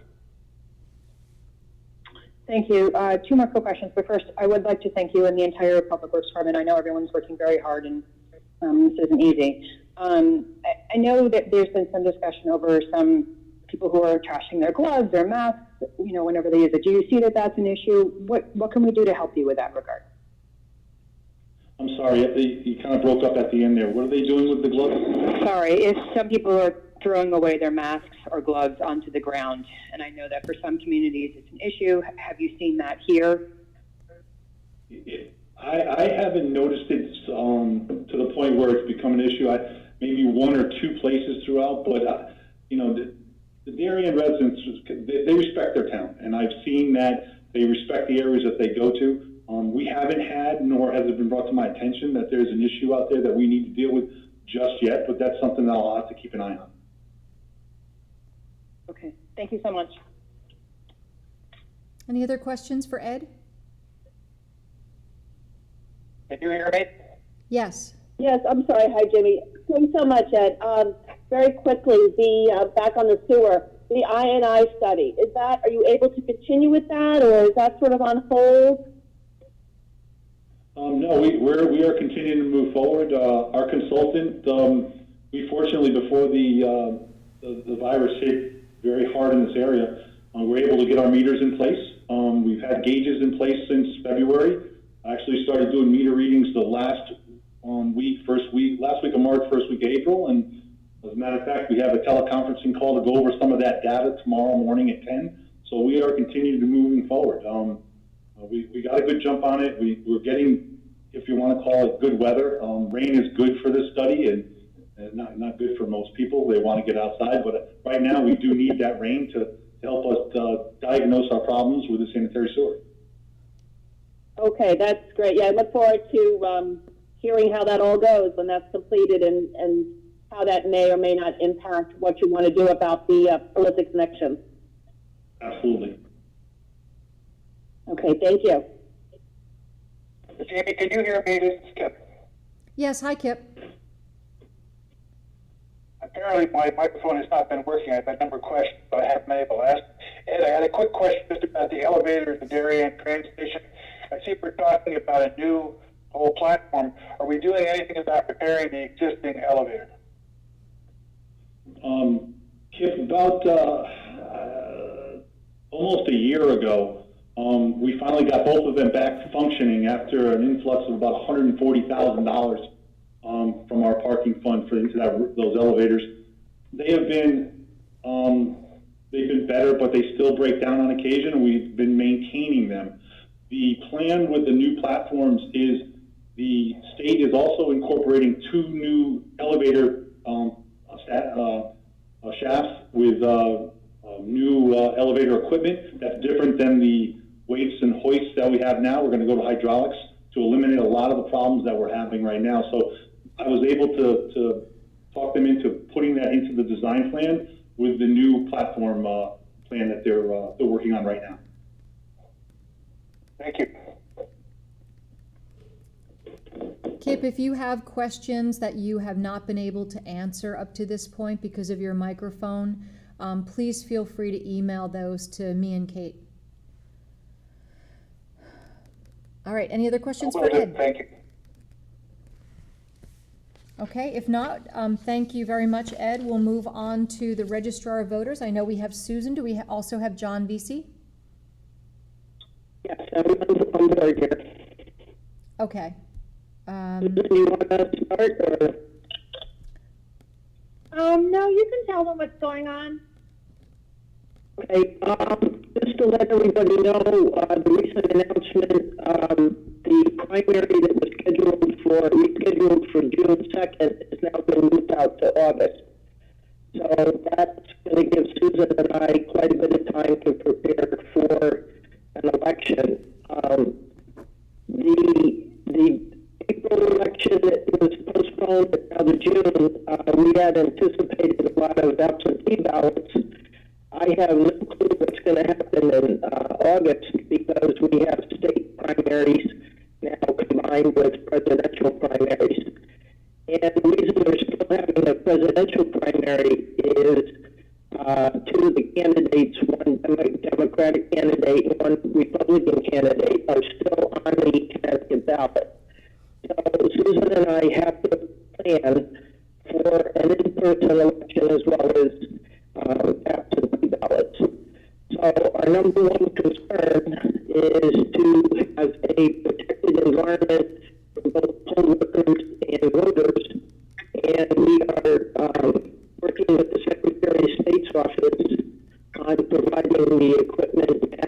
gloves, face shields, hand sanitizer, and they have funding to provide that for us. Hopefully we'll get it. Just trying to think, Susan, if there's anything else want to add? I just wanted, can you hear me? Yes. Can you hear me? Okay, I just wanted to say the June 2nd primary has been folded into the August 11th state primary. So there will be 2 elections on that day. There will be a federal election and a state election. It makes things a lot easier for us because it's been very difficult.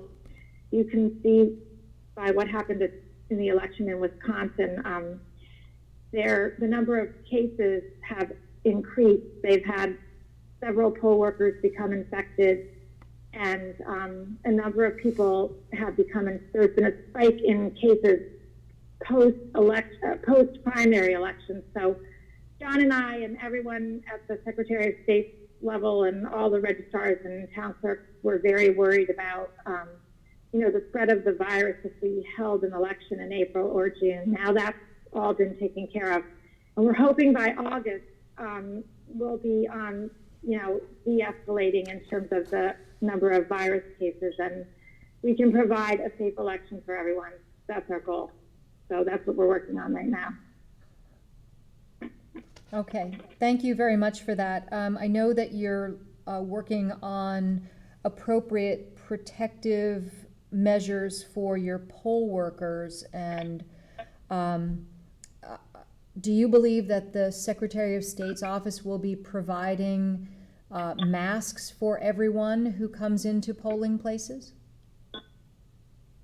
Well, we actually have a call, John and I, with the Secretary of State's office and with the town clerk and all the registrars in Connecticut at about 2 o'clock this afternoon. So we're going to learn a lot more, and we'll send you another update on that right up, sometime this week. Okay, and I guess I'm sorry. Go ahead. Go ahead. I was just going to ask things. The appropriation of $5 million to the state of Connecticut for PPE by the federal government is going to be used in a number of areas. So we're not sure. I mean, John, you can add to this, but we're not sure if the protection extends to voters. I think it's my belief right now, and I could be wrong, is that people are going to, because of the general wear a mask in public order now, people will come into the poll site with their own mask. John, is that how you understand it? Yeah, and the tips that the Secretary of State's looking at include hand sanitizer that each voter will use prior to entering the voting location. So most of the kits just contain PPE for the poll workers. Okay. But John was very proactive, and before the Secretary of State discussed, can you hear me? Yes. Hello? Okay, sorry, something just happened. Before we discussed this with SOTS 2 weeks ago, John was able to locate and procure disinfectant and hand sanitizers and some masks. So if we do have the election on August 11th, I think we'll be in pretty good shape. We will have sanitizer for the poll workers, for the public as well. We're gonna do our best to have it at many stations around all the poll sites. And Karen Diller can speak to this a little more extensively, but we are also working on, SOTS is Secretary of State's office, and the governor's office and the legislature are working on ways to find the ability to have our residents, our voting population, vote by absentee ballot. We're looking, this is governed mainly by the state constitution, and so it makes it very difficult to change the law. But they're trying to find ways to interpret this as a way for people to vote by absentee ballot, because of the pandemic and because of the stay-at-home order. But if we don't have a stay-at-home order by August 11th, that may change our ability to use widespread absentee voting. So we don't know what the character of this election is going to look like yet. Okay, so my only request is when you do talk to the Secretary of State's office, please ask them to issue guidance for you guys if someone shows up to the polls without a face covering. I assume that you can't not let them in, so you're going to have some provisions to provide them with face covering. And also specific disinfecting protocols. You know, people touch a lot of stuff when they come into the polls. And, you know, your poll workers hold driver's licenses in their hands, and people touch pens and those tabletops. So I think that we need to be as diligent in the election process as we are with all of our other workplace protocols.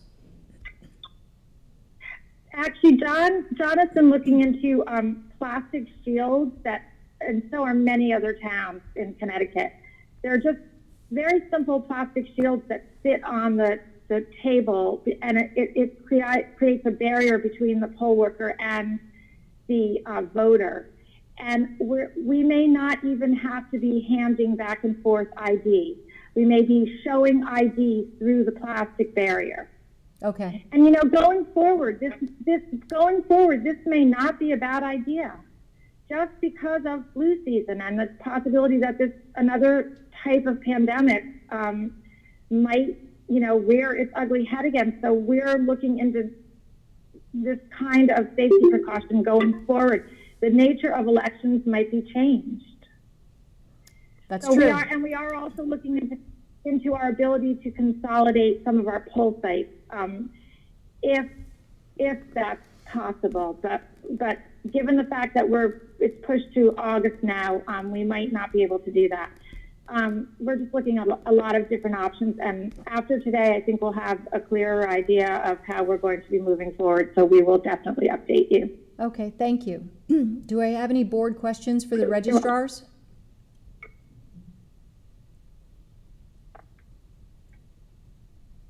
Any board questions? No, thank you. No, thank you. I just look forward to updates on the absentee ballots and the consolidation of polling places when available. Okay, we will. Thank you. Okay, thank you both very much. We're moving on to the tax collector, Kathy Larkins. Good morning. Good morning. Just a couple of highlights from the report. As of March 31st, collections were on target with the prior year.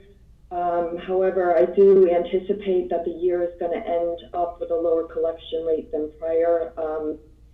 The prior year, I have seen a drop-off in collections during the month of April versus the prior year.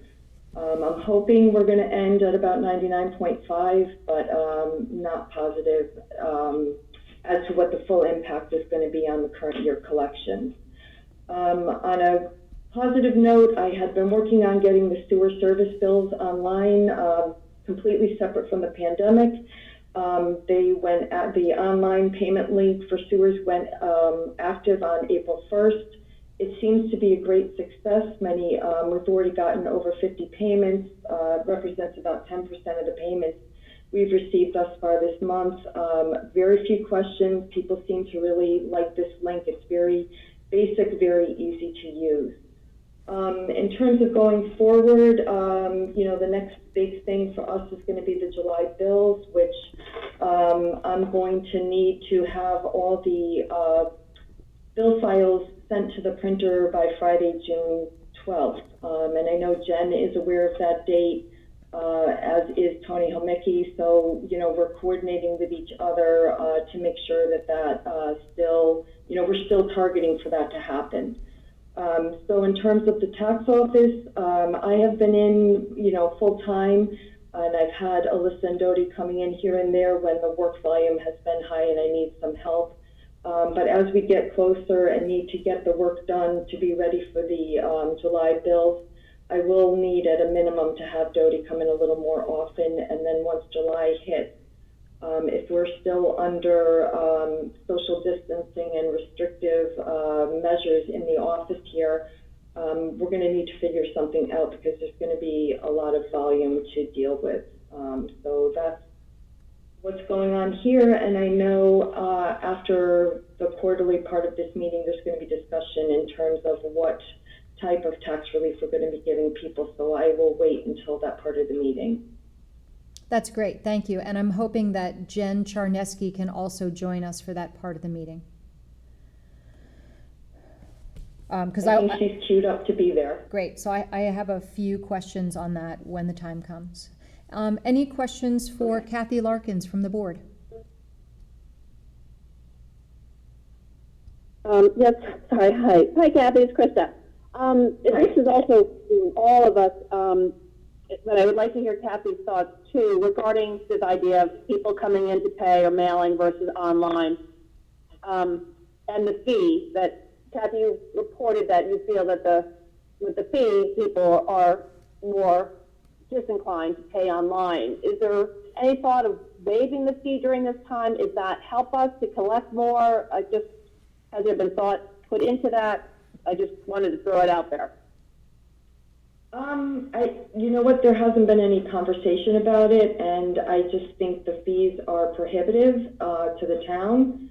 Okay. So I don't know of any other town that's waiving these fees. It's kind of the standard of the industry, and I mean, it's something I can look into if you would like me to, but you know, those are my thoughts on that. Yeah, Kathy, this is Jamie. My understanding of those fees are those are the fees that are charged to us by the bank to make those online payments, right? The bank and the credit card, it's, all these cards have rewards. Yep. And there's a certain cost to offering those rewards, and basically these fees are paying for people's reward points. Yeah, I would love for you to pursue conversations about any fee waivers so that people can pay their bills online in this unusual environment. It's a much better protocol, but they shouldn't be unduly burdened financially for doing so right now. This is Kate. They do have the option to pay by mail. There's no fee for that other than the stamp. Right, and there's also the option to pay with an ACH, which is a $2 flat fee, which is not that much more than a 50-cent stamp. So is there some additional public information outreach that you can do to taxpayers, maybe along with their bill or in another way, to encourage people to pay through the mail or by ACH? I think in this environment, we're going to have other information that we're probably going to want some type of a letter or insert with the bills. So it probably would be a good time to include information on this as well. Great. Okay. Any other questions? Okay, yes, I'm just concerned about looking at our inflow of tax revenue versus this charge, and at what point does it become problematic? But thank you so much for looking into it.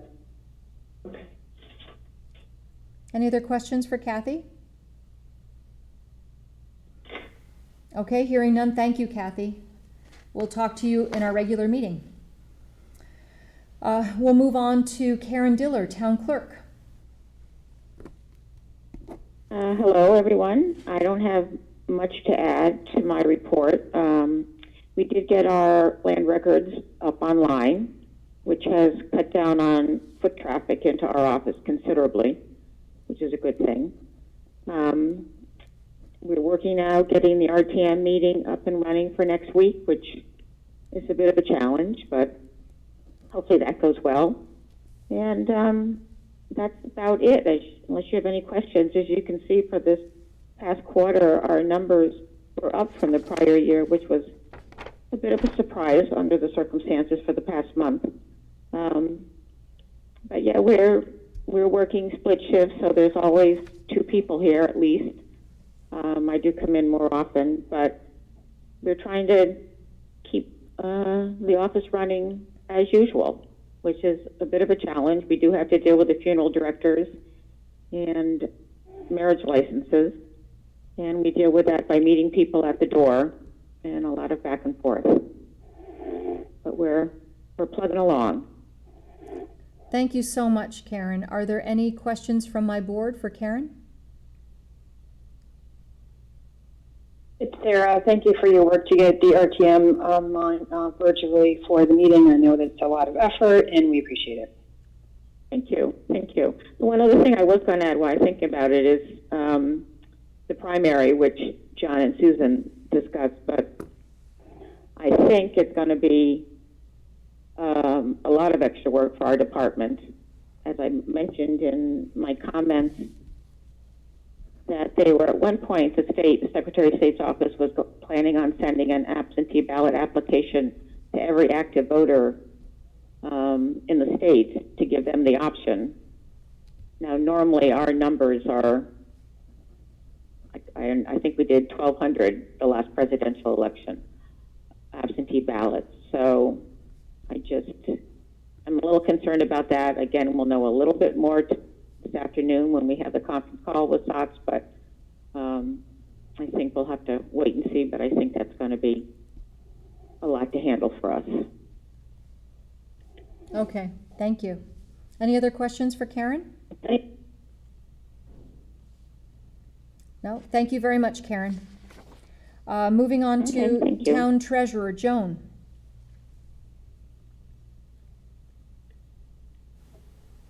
Joan, are you there? Okay, maybe we've lost Joan. TV 79, are you on the line?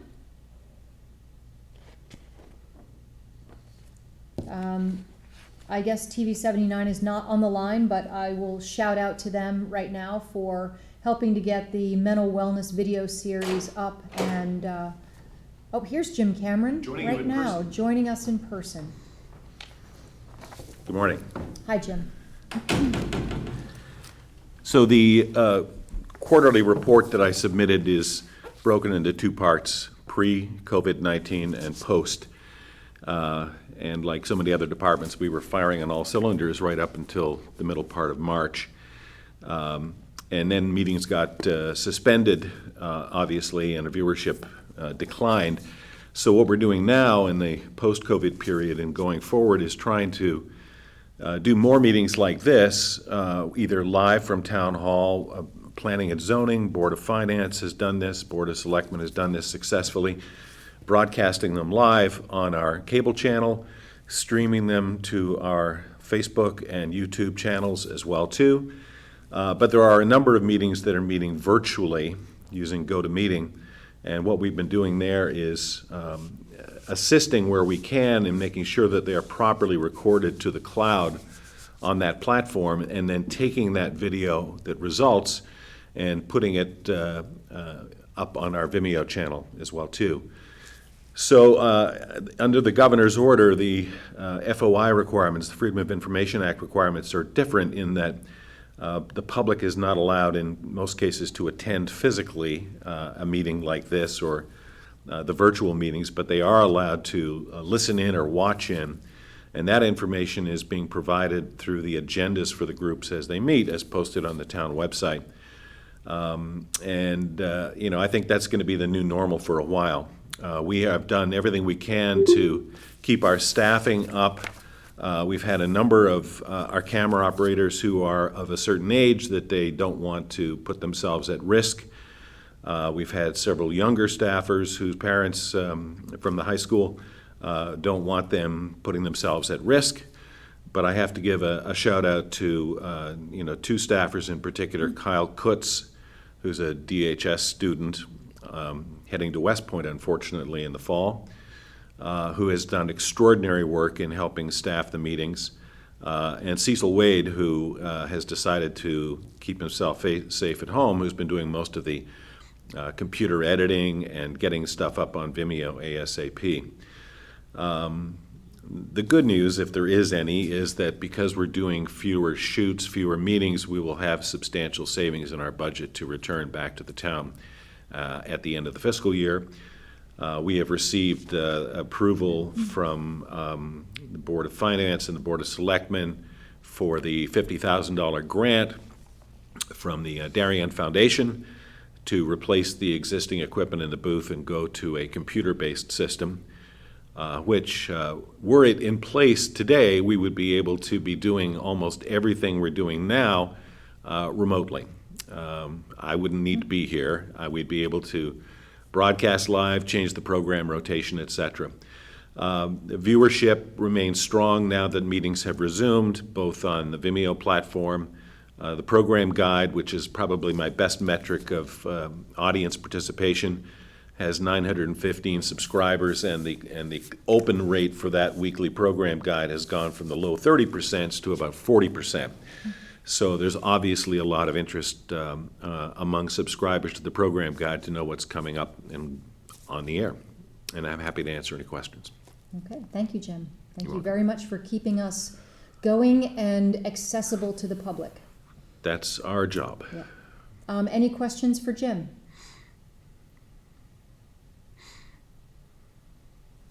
Okay, no questions for Jim. I do want to thank you publicly for your assistance in uploading the wellness videos, which Yes. are now available on demand. Yes, and they're being well received. People are looking at them. I'll have some metrics for you by the end of the week of how many people are watching them. Okay. Great. Thanks, Jim. Thank you. I appreciate the in-person. Is that Krista? Jim, it's Krista. I'm sorry. I do have a quick question, and it kind of ties into the question I had submitted. Thank you, Jim, again, for having everything online, to be able to watch other people's meetings that we cannot attend in person. I just want to get a better understanding as to the different formats. And you're taping some live, as in this one. But, for example, the Rules Committee did, I think, is Zoom. How does that all work, and are you able to work with them all as easily, all formatting? So if a meeting occurs in town hall with even one person, such as Jamie sitting at that desk, we're able to staff that meeting and broadcast it live on TV 79. As I say, Board of Finance has done that with Mr. Zagrodzky and with Jen Chernesky. P&Z is having another meeting tonight in room 119. All of that will be covered live. If the meeting is only done virtually using the GoToMeeting platform, we don't have the technology to be able to broadcast that meeting live as it occurs. People who want to watch that meeting have to either use the GoToMeeting access URL on the website or use the dial-in information. But those meetings, such as RTM rules, some of the RTM committees, F&B met last night, Education, I believe, met as well. Those, as they occur, are being recorded to the cloud by GoToMeeting. We then get a link to that video, and we then download that, put it up on Vimeo so that people can watch it. We're trying to turn those meetings around as fast as we possibly can. So last night's education meeting is already available. We have to do a little editing work on the F&B meeting from last night, which had some untoward participants. All right, well, thank you so much for all the work you're doing, because it is important that the public still have access to this information. So thank you very, very much. You're very welcome. Any other questions for Jim?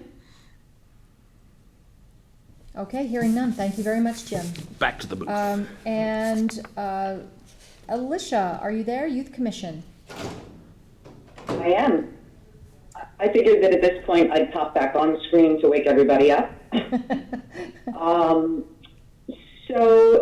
As outlined in my report, we have canceled everything that we had going on in terms of community events and the TOPS program through the beginning of May. We have family concerts scheduled at Weed Beach. Truthfully, haven't paid any mind to those at this point. The biggest concern is the summer camp program, and Kate and Jamie have been very supportive in terms of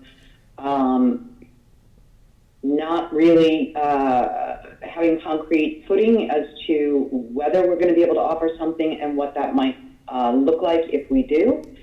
But I worked with the camp director. I met with the camp directors on Friday, and we're doing our best to create a couple different scenarios that hopefully will fit into what we imagine the guidelines might be.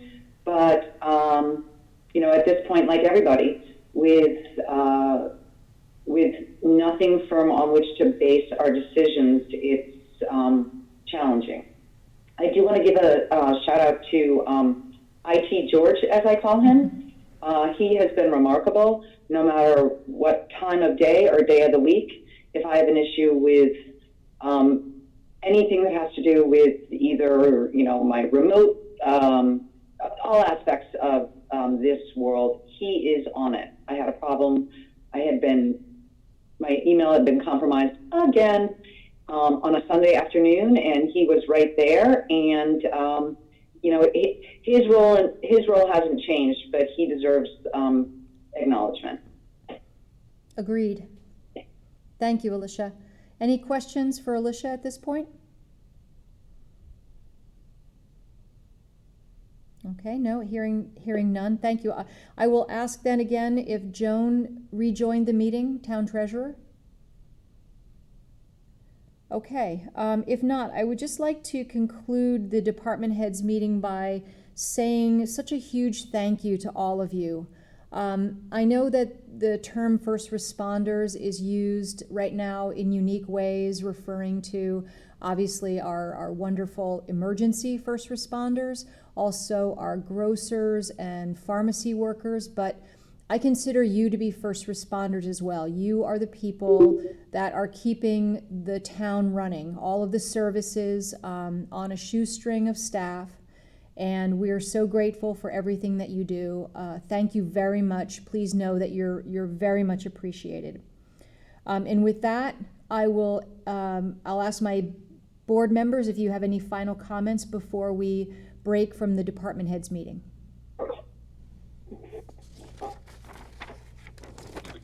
Jamie, it's Sarah. I just wanted to say thank you for organizing this, but also everyone on the call. Jamie is correct. Everyone is doing so much. We thank you so much. This is extraordinary times. Thank you, Sarah. Any other comments, questions from my board? Okay. Just to echo that, but is there a way, last time they may have changed, that this material that we've received, could we get that onto the town website under the packet? Yes, we do now post the department head reports on the town website. Is that under the packet? Because I looked there, I didn't see it.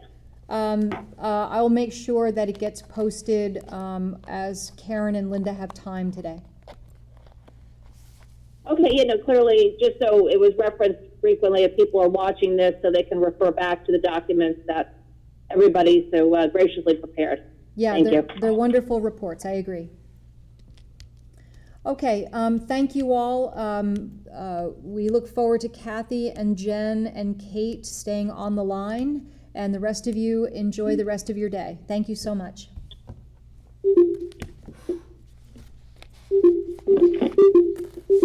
We'll just give a moment for transition.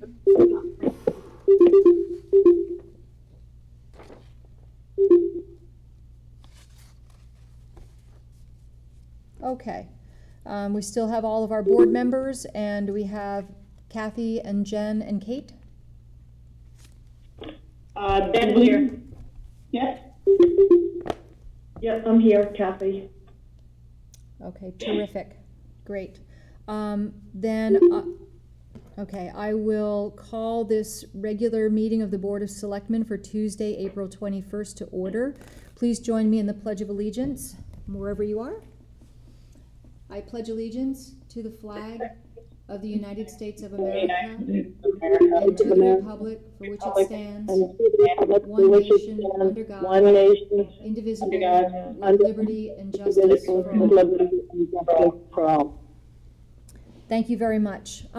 First Selectmen's report, I have a couple of things. These are not in any particular order, but I think these are informational items that would be of importance to everyone.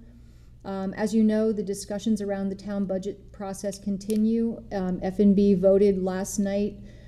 Kate was on that meeting, so she can give us a little bit more clarity. We do continue to pursue from Governor Lamont's office some clarification for towns with RTMs. Thus far, the executive orders have been silent on RTMs for the budget making purposes. They are referenced in Executive Order 7S relating to other kinds of approvals, special appropriations, and bonding authorizations. So if and when that guidance comes out, we will certainly share it with everyone. We had 2 days in Darien of no positive cases being reported to our local health director. However, I do know that there are a number of cases, as David mentioned earlier, that have not been reported to the town, and even some hospitalizations that have not been reported to the town. So while it is a welcome reprieve to not receive that information, we have to be mindful that it might not be representative of actually the situation with the virus here in Darien. I also mentioned that the wellness video series is now online and available to you on the TV79 Vimeo platform. We have had 14 amazing mental wellness providers from both the nonprofit and private sector and clergy participate in that. It's been so well received that we have additional participants who want to contribute videos to that collection, and a big shout out to the Darien Foundation, who, when they called me early in the crisis, we talked a lot about the needs in our community, and the two needs that really rose to the top initially were how do we help our seniors with food, and how do we handle the social and emotional impacts of isolation and quarantine. And they really stepped up on both of those accounts for us. So please thank them when you have a chance. Interestingly, Governor Lamont announced yesterday an app called the How to Feel app. And this has been developed with technology professionals across the nation. And it is in an endeavor to gather more information about the virus in the face of widespread testing shortages, which I'm sure you all know that we have significant testing shortages.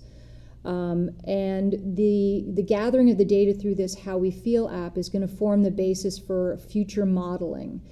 The app is available on the Apple App Store, on Google Play, and also on the web at howwefeel.org. For everyone who downloads the app, really wonderful, a free meal is donated to Feeding America to support food banks nationally. They're hoping to provide 10 million meals to Americans in need. It's a zip code based app, so they say that it's not going to track you as an individual. And this is being done on a national basis. Of course, it's only voluntary, but I think it's a very interesting way to use technology. They are going to soon roll out, the governor has 3,500 of these smart thermometers, which will be used in a variety of different forums, in business locations, maybe even families, where temperatures will be taken 2 times a day, and that information will be uploaded via Bluetooth to the cloud and used by the state to try and get ahead of any areas of outbreak. Additionally, the state of Connecticut and CVS have formed a partnership to offer the Abbott rapid testing to eligible Connecticut residents. Eligibility is determined by symptoms, risk factors, age, and residency. And if you're interested, there's an online registration and this information is on the town website. It's at www.cvs.com/minuteclinic/COVID-19 testing. The testing is going to take place at Gateway Community College in New Haven. And again, all this information is on the town website. I do wish that we had one of these facilities here in Fairfield County, but it doesn't seem that a location here was chosen. Connecticut is also looking at utilizing, you might have heard about it, another app that is a collaboration, a unique collaboration between Apple and Google to do contact tracing. And Governor Lamont, in his press release yesterday, said that it's probably a more viable way to do contact tracking than, as David had described, calling people and asking them for their personal information. The way this app works is if you have your phone and you have the app, it gathers data of people that are in proximity to you, and it holds that data for 14 days. And if you become ill with the virus, you can acknowledge through the app that you're sick, and the app will actually send notifications to those people that you've been in contact with for the last 14 days. So truly, the technology available to us right now will be very, very helpful in America recovering from this virus.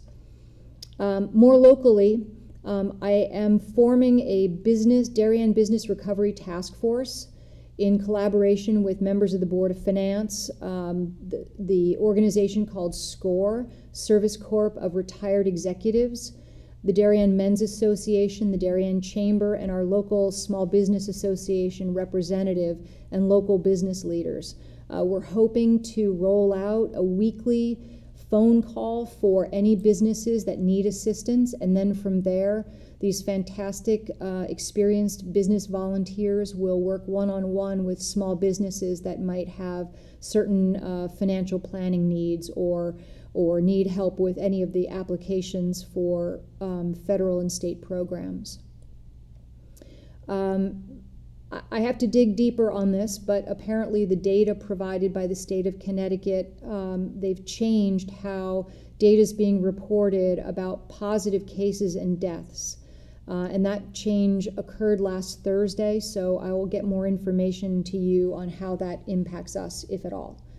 And Governor Lamont announced yesterday that while May 20th has been flagged as the day of possibly reopening the schools, he indicated yesterday that it is his goal for May 20th to be when he will share more information about a plan for reopening the state. As you heard from Pam earlier, we're working on a beach and park reopening plan that is being necessitated by the need to open the boat club, and also to accommodate our community gardeners that need to get their plants in the ground but can't drive in to do so. And new this morning, Governor Lamont has put out information about launching a long-term recovery committee. So I will be looking to discuss this with the Board of Selectmen on how we can put together our own version of a long-term recovery committee for the town of Darien. That's it for me. I'll turn it to Kate. Good morning. I want to reiterate what Jamie said earlier about staff. Our staff is really doing a tremendous job, and it is not an easy thing to come in here every day. And I really appreciate all the people who have been doing it every day for the last 4 or 5 weeks. They're really doing a tremendous job. We are still working on many things. Highland Farms construction is underway, and we are working, even though negotiations have stopped with Public Works, we are actually, working on our research to prepare for that. We've got some FOI requests that we still have to fulfill. So our regular business is going on top of all the COVID-19 business. That's it. Okay, thanks, Kate. So moving on to new business, we have one item today, and that is to discuss and take action on a request to authorize a tax deferment and/or a low interest rate program in accordance with the Governor Lamont's Executive Order 7S.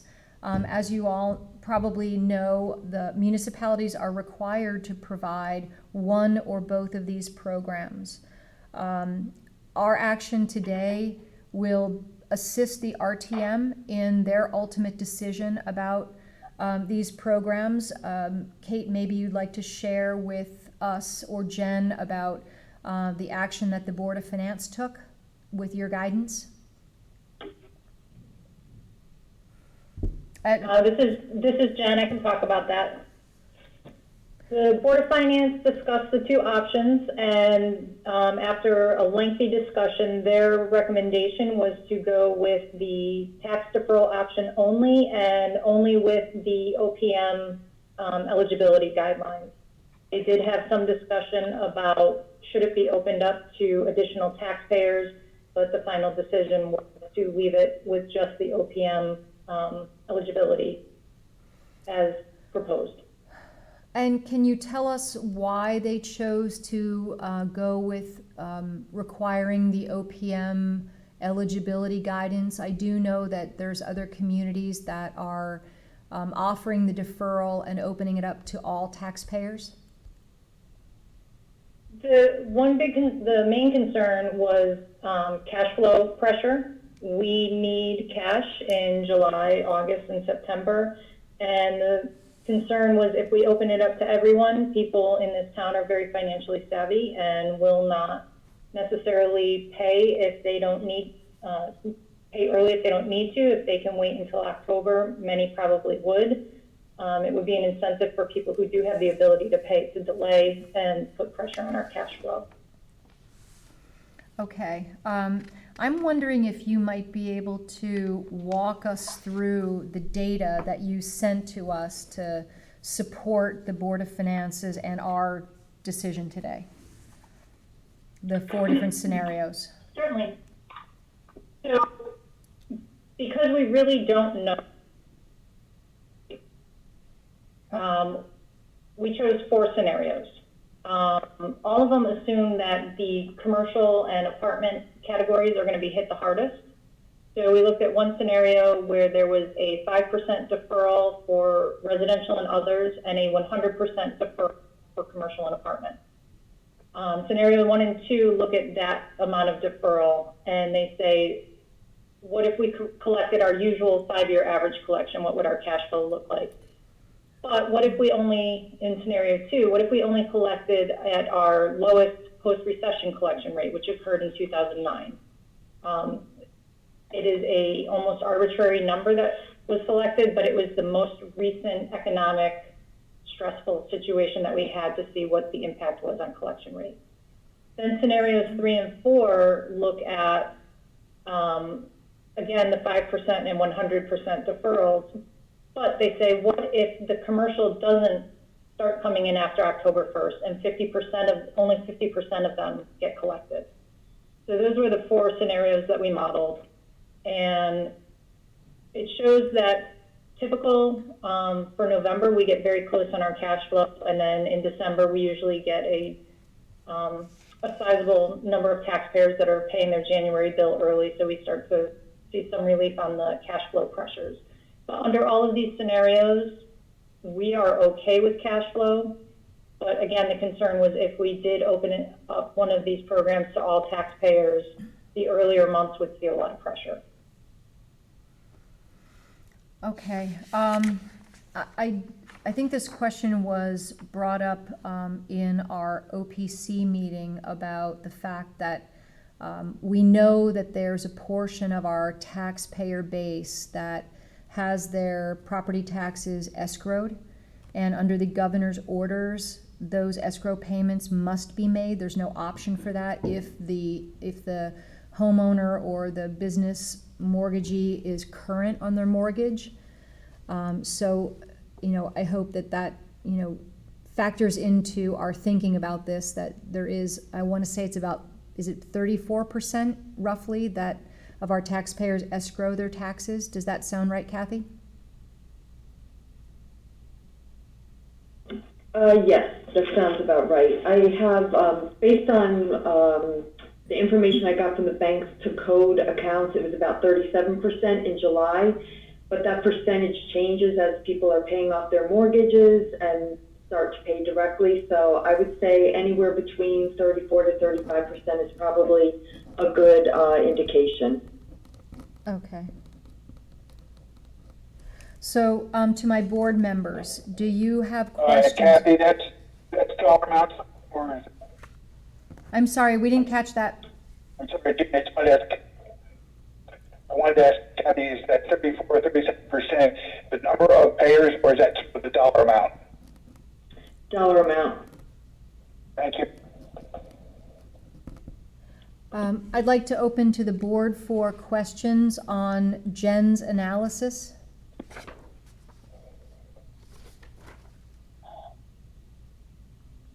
David, I know that you are great with numbers. I'm curious to hear your input on this analysis. I actually listened to the Board of Finance meeting, and they discussed it fairly thoroughly, and I agreed with their conclusion in terms of the impact and the choice for us. I think it's a little difficult. I think that the scenarios that Jen has laid out here are pretty conservative in terms of the ones she picked, and I feel like that's the right strategy to use, is to sort of plan for the downside on the expectation that we may turn out a little bit better than that. And the fact that we are safe under all four of the scenarios seems to confirm that is true. Okay, thank you, David. Krista and Sarah, do you have questions about the analysis? And then we can have further discussion about, how we want to proceed. Yes, hi, this is Krista. Thank you so much, Jen, for this analysis. Could you speak a little bit more? You mentioned a comment, and it's stated here also with the Board of Finance, this idea of cash flow pressure. Could you elaborate as to what does that mean for the town of Darien? What would the impact of that be, so someone watching this could better understand? So, two major expenditures that occur in July are funding of our 6-month debt service payments, which is going to be about $7.3 million. We fund that as early in July as possible. And we typically make our pension and OPEB contributions first thing in July, so that we get the full advantage of a year's investment on those. So that's about $3.8 million. That is one that if we were having cash flow stress, we can move that back. It would impact our pension and OPEB trust accounts because we wouldn't get as much investment income, but we do have flexibility on that. The debt service, we do not have flexibility on. And then the other things that I looked at was our typical other town and Board of Ed expenditures in July, August, September. So we typically spend about $10 million in July, and it does go down in August to about just under $6 million, and then back up to about $10 million in September. So we have a lot of cash that goes out the door early in the year, and we really do rely on that first July tax collection period to fund our early expenditures. Okay, thank you very much. I think that's just moving the color to the whole picture in the analysis. Thank you. Hey, Jen, this is David. Just for edification for folks that are listening and to make sure I understand this correctly, if there were to be any shortfalls, we're talking about shortfall in revenue matching current expenditures, but there is still excess funds in the general fund that would be available to us to meet any payments that are needed, correct? Yes, our fund balance is about $23 million, so we do have cash reserves. So if need be, if the tax revenue wasn't coming in or was coming in very slowly, we do have cash reserves. And what is the current excess over the 12% target that the Board of Finance has set? About $4 million. Great, thank you. It's Sarah. The only question that I have is there a predicted shortfall that we may not be able to make up? I know that we can take it from the general fund if we need to, as you just mentioned, but has there been a conservative estimate on that?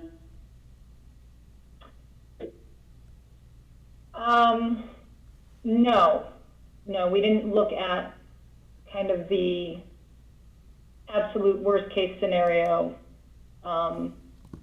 where it would be problematic. So, okay, thank you. We thought that these scenarios were probably, like David said, on the conservative side, and probably conservative enough that they are taking into account a situation that will hopefully be worse than we. As long as the analysis also includes other revenues that might not be coming to the town. I know we already talked about some in our department heads, but there may be some revenues from intergovernmental transfers that may not come to us this year. Those decisions have not yet been made. I did attend a webinar and was able to ascertain that at least for this year, special ed funding will be held to the levels that we expect. The same was not said for ECS and for pilot payments. You know, we don't get a lot, but we get some, and I know that we do consider those in our budget revenues. So let me segue to another comment to sort of follow up on David and Sarah's questions. If our worst case is worse than what you've predicted here, what's the procedure for and under what criteria can we issue tax anticipation notes?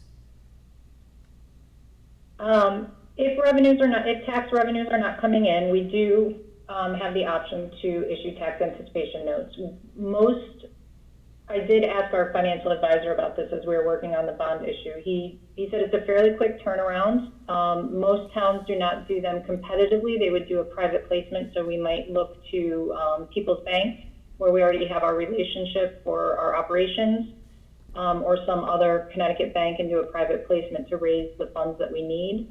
But he did say it's a fairly quick turnaround. We would have to provide a cash flow analysis, information about what the funds would be used for, and they are short-term borrowing. And when you say short-term, what's the typical term of a TAN? I believe months. Maybe I believe he might have said 6 months, but I'm not certain on that. Okay. It wouldn't go longer than 6 months because you'd have the next collection coming in. Okay. Right. So probably more like 90 days. And because of our credit worthiness, we should not anticipate that we would have difficulty issuing TANs. Is that correct? Correct. Okay. All right. Any other questions I have a question for Kathy. So Kathy, if we choose to vote to support the same action at the Board of Finance, a deferral program with eligibility criteria, that means that you and the folks in your department are going to have an additional burden, a unique burden of looking at the data that taxpayers provide to prove their eligibility. Have you thought about what that means for you in terms of time and staffing? Can I interject, Amy, real quick? Yes. I think we might want to make Tony's staff in the assessor's office, because they do this thing on a regular basis where Kathy's staff does not. Okay. All right. But that's, up to Kathy too. I mean, it could, either way, I'm flexible. The due date for those applications is July 1, so it would be before the, hopefully heavy tax payment volume comes in July. So, I'm flexible no matter what we decide. We'll make it work. Okay. I just want to be mindful of having a plan. Yeah. Okay. Tammy, I have a question. Yes. The governor's order seems to indicate that the decision on which of these options to take on, the deferral or low interest, has to be done by April 25th. Now, the RTM is not meeting until the 27th. Or how are we going to meet the governor's thing, or has it been changed? Has the deadline been changed? Yeah, as soon as we knew the date that the RTM had set for their meeting, we petitioned the Office of Policy and Management to get an extension, as we were allowed to do through the order. And that extension was granted to us yesterday, so we can reply on or before April 29th. Thank you. Yep. Okay, any other questions to the board on our our item to take action to authorize a tax deferment and or low interest rate program. So, this is Krista. One last question regarding sort of picking up on the point of collecting this information. Could somebody just talk about the process a taxpayer needs to go through to certify this loss of income? They need to get notaries? Are we back to that same issue? I mean, how onerous? Is it uniform? Is it documented, et cetera, et cetera? So the OPM, Office of Policy and Management, has issued guidance. The eligible taxpayers will have to provide documentation showing that they have, for residential property taxpayers, that they've suffered a 20% or greater loss in income since March 10th. It does either because they were furloughed, they had reduced hours, or they became unemployed. The guidance does not specify what kind of documentation, and I've spoken to some colleagues, and we can be as simple as provide us some form of proof, the furlough notice, your pink slip that shows you lost your job or showed your hours were reduced. There would be some communication from the employer saying that your hours have been reduced. They also do have to provide proof of residency. So we can make it really pretty, make it unburdensome for the residents. Businesses, for their residential tax relief, will need to show a loss of 30% of income from the same period the prior year. That one's going to be a little bit more difficult, but they'll have to show financials. They do have to give financial information to the assessor in the July period anyway. And then landlords have to show that they have provided relief that's commensurate with the relief that we're going to be giving. So again, it's something that I believe would be relatively easy for the assessor's office to collect, as it's information that some of the information stuff they're already going to get.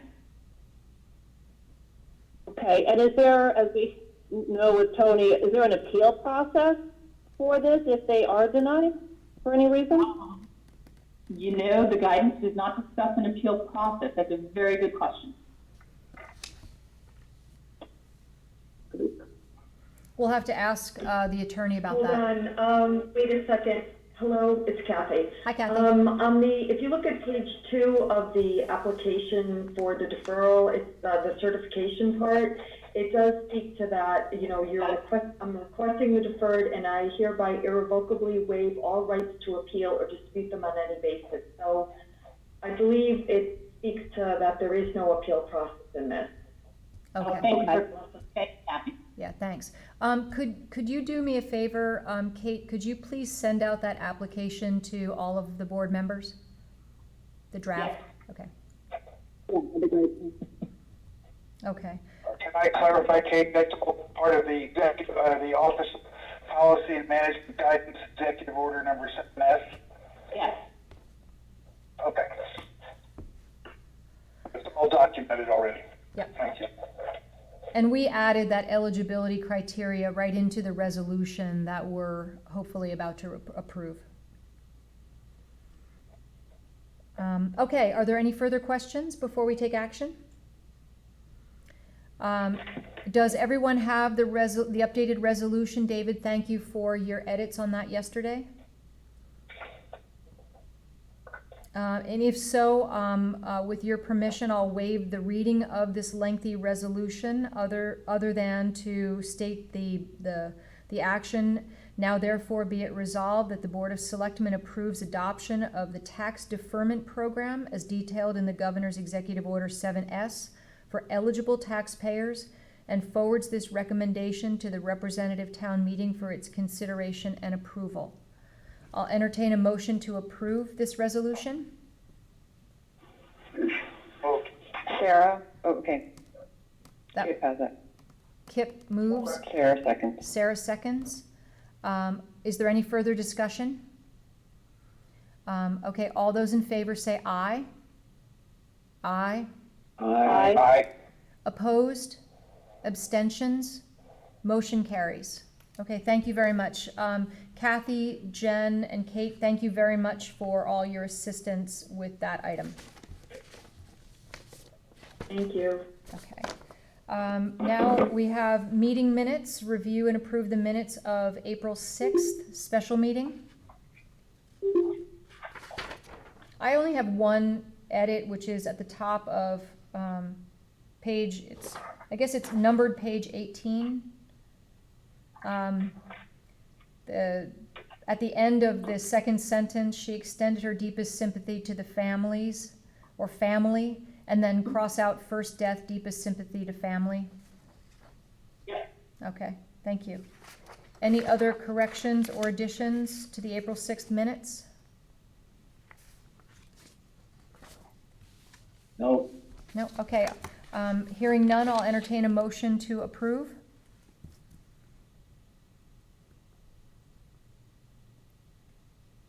Motion to approve. Was that David? Yep. Okay, may I have a second? Kip seconds. Kip, thank you. All those in favor, say aye. Aye. Aye. Opposed? Aye. Abstentions? Motion carries. Okay, thank you very much. Agenda review. I have a couple things that I would like to put on our next meeting agenda. I would like to discuss with the Board of Selectmen your thoughts on the Pear Tree Beach building project. I would also we should be in a posture to discuss whatever comes from the Board of Finance about any deferments or adjustments they're going to ask of us from our budget. I'd like to talk about the creation of the local long-term recovery committee. It doesn't have to be on the next one, but Krista, to follow on your comments with Beth, begin to put on a future agenda a senior program non-resident fee. Maybe get some more information from Beth about how other communities are handling that. And Kate, I noted in our department heads meeting that the senior program has some savings right now.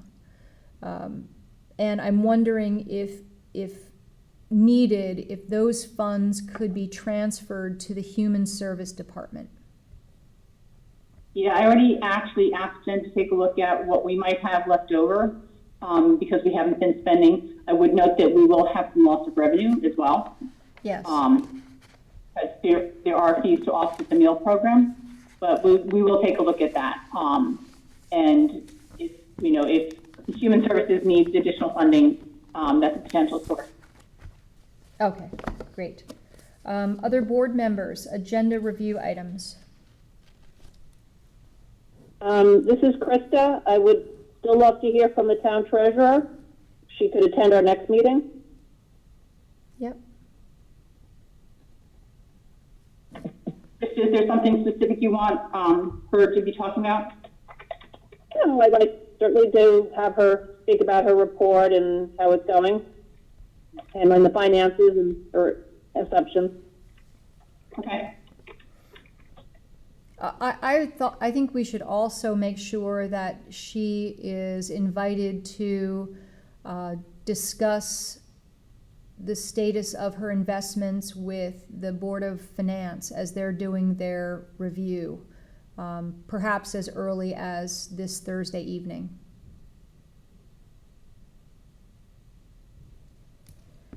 Anything else for agenda review? Okay, hearing nothing. Kate, did we receive any public comments to our new Board of Selectmen email? We did not. Okay. We're going to make sure that going forward for all of our meetings, we will put on our agenda how people can make that public comment, okay? If we can just add that to the agenda format. Jamie? Yes. This is Sarah. Yes. I'm confused, I guess, by that because there were some emails that were being forwarded to the Board of Selectmen from the town clerk that were being sent to the RTM regarding the vote. Right, those were all comments directed to the RTM regarding the budget vote. They weren't directed to the Board of Selectmen. We did ask that those emails be shared with the Board of Selectmen. But that wasn't comments from the public directed at the Board of Selectmen. Okay, it was my understanding that some of these folks that were sending these emails believed that this was being submitted for public comment. To the Board of Selectmen? Because they were all addressed to the RTM. It is. I understand what you're saying. It's my understanding that some are going to be sent also via our meeting for public comment, given the some of the emails are referencing the Board of Selectmen, and I don't know if this is something for agenda review or for discussion right now, but I think it's a topic we need to discuss. Yeah, none of them were submitted to us, but I will point out what was disturbing to me in reading some of those comments was the number of people who thought that this originated with the Board of Selectmen or with the first selectmen. It was a response by the town attorney to the executive order that this was how the executive order was to be carried out. It was not something that anybody on the Board of Selectmen was trying to create. In fact, you all are aware that you had nothing to do with it. Yeah, actually, I'd agree with that, and that is part of my issue. Yes, go ahead. I'm sorry. We have no role at this point in time. The board has no role. The first selectman has no role. So, but to your point about the emails, I did not receive any emails to either the Board of Selectmen or to me as first selectman for this meeting today. We were lucky that our town clerk asked us if we wanted to see those RTM emails, which she then forwarded, and then you received them as well. Okay, Jamie, I'd like to agree with you and reiterate the Board of Selectmen has no role in this. We should let the RTM make these decisions. I'm disheartened by the public opinion that the Board of Selectmen is trying to impede the RTM's ability to vote on this. So I look forward to the RTM's discussion on this. I'm grateful that the state has given them the extension to that date at the 29th. But yeah, I'm extremely disheartened. I do, when I see the frequently asked questions section of the website, it appears to me that it allows for that process. We have a very strong process in place for our budget approval process, and appreciative that Karen Diller is going to be able to help the RTM be able to set up a vote. Yeah, so thanks for bringing that up, Sarah. There's a couple of things that I'd like to say, quite frankly, because no one's actually asked me any of these questions. And you should know that no one who's made comment to the RTM has reached out to me to ask those questions, or to Kate, to the best of my knowledge. So when Executive Order 7I came out, and we were trying to understand with Wayne what that actually meant for the budget process, it was incredulous to Kate and I that that the governor would suggest that the RTM would have to meet to transfer power to the Board of Finance, when obviously if they could meet to vote on the budget. So, we pushed really hard for that, but I do have to acknowledge and support the legal opinion of town council. So, it is what it is at this moment, and the F&B committee has been very clear, but I do need to state for the record that there was a lot of public comment made about this with no backup information and no conversations with those of us that have been working very hard to try and understand what the governor intends.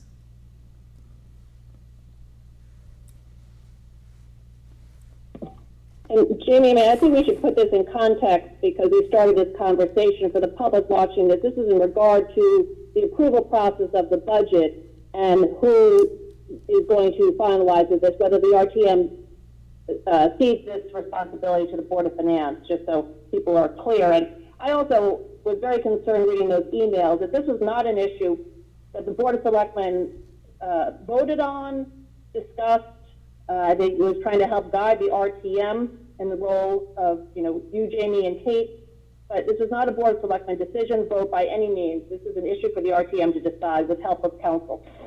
Agreed. That is correct. Okay, so Okay, are there any other board questions or comments?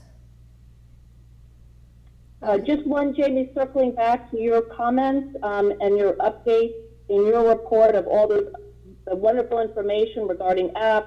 Yep. And how to feel, if that could get posted when possible onto the website so our community can be aware of those resources. You bet. Absolutely, we will do that. Karen and Linda are doing yeoman's work, keeping the COVID resources pages up to date with robust information. No, absolutely, I would agree. Yeah. Okay. If there's no other comments, then I will entertain a motion to adjourn. So moved. Krista? Okay, may I have a second? Second, David. So moved, Sarah. David, okay. Moved by Krista, seconded by David. All those in favor say aye. Aye. Opposed, abstentions, motion carries. Have a great day, everybody. Stay well. Thank you.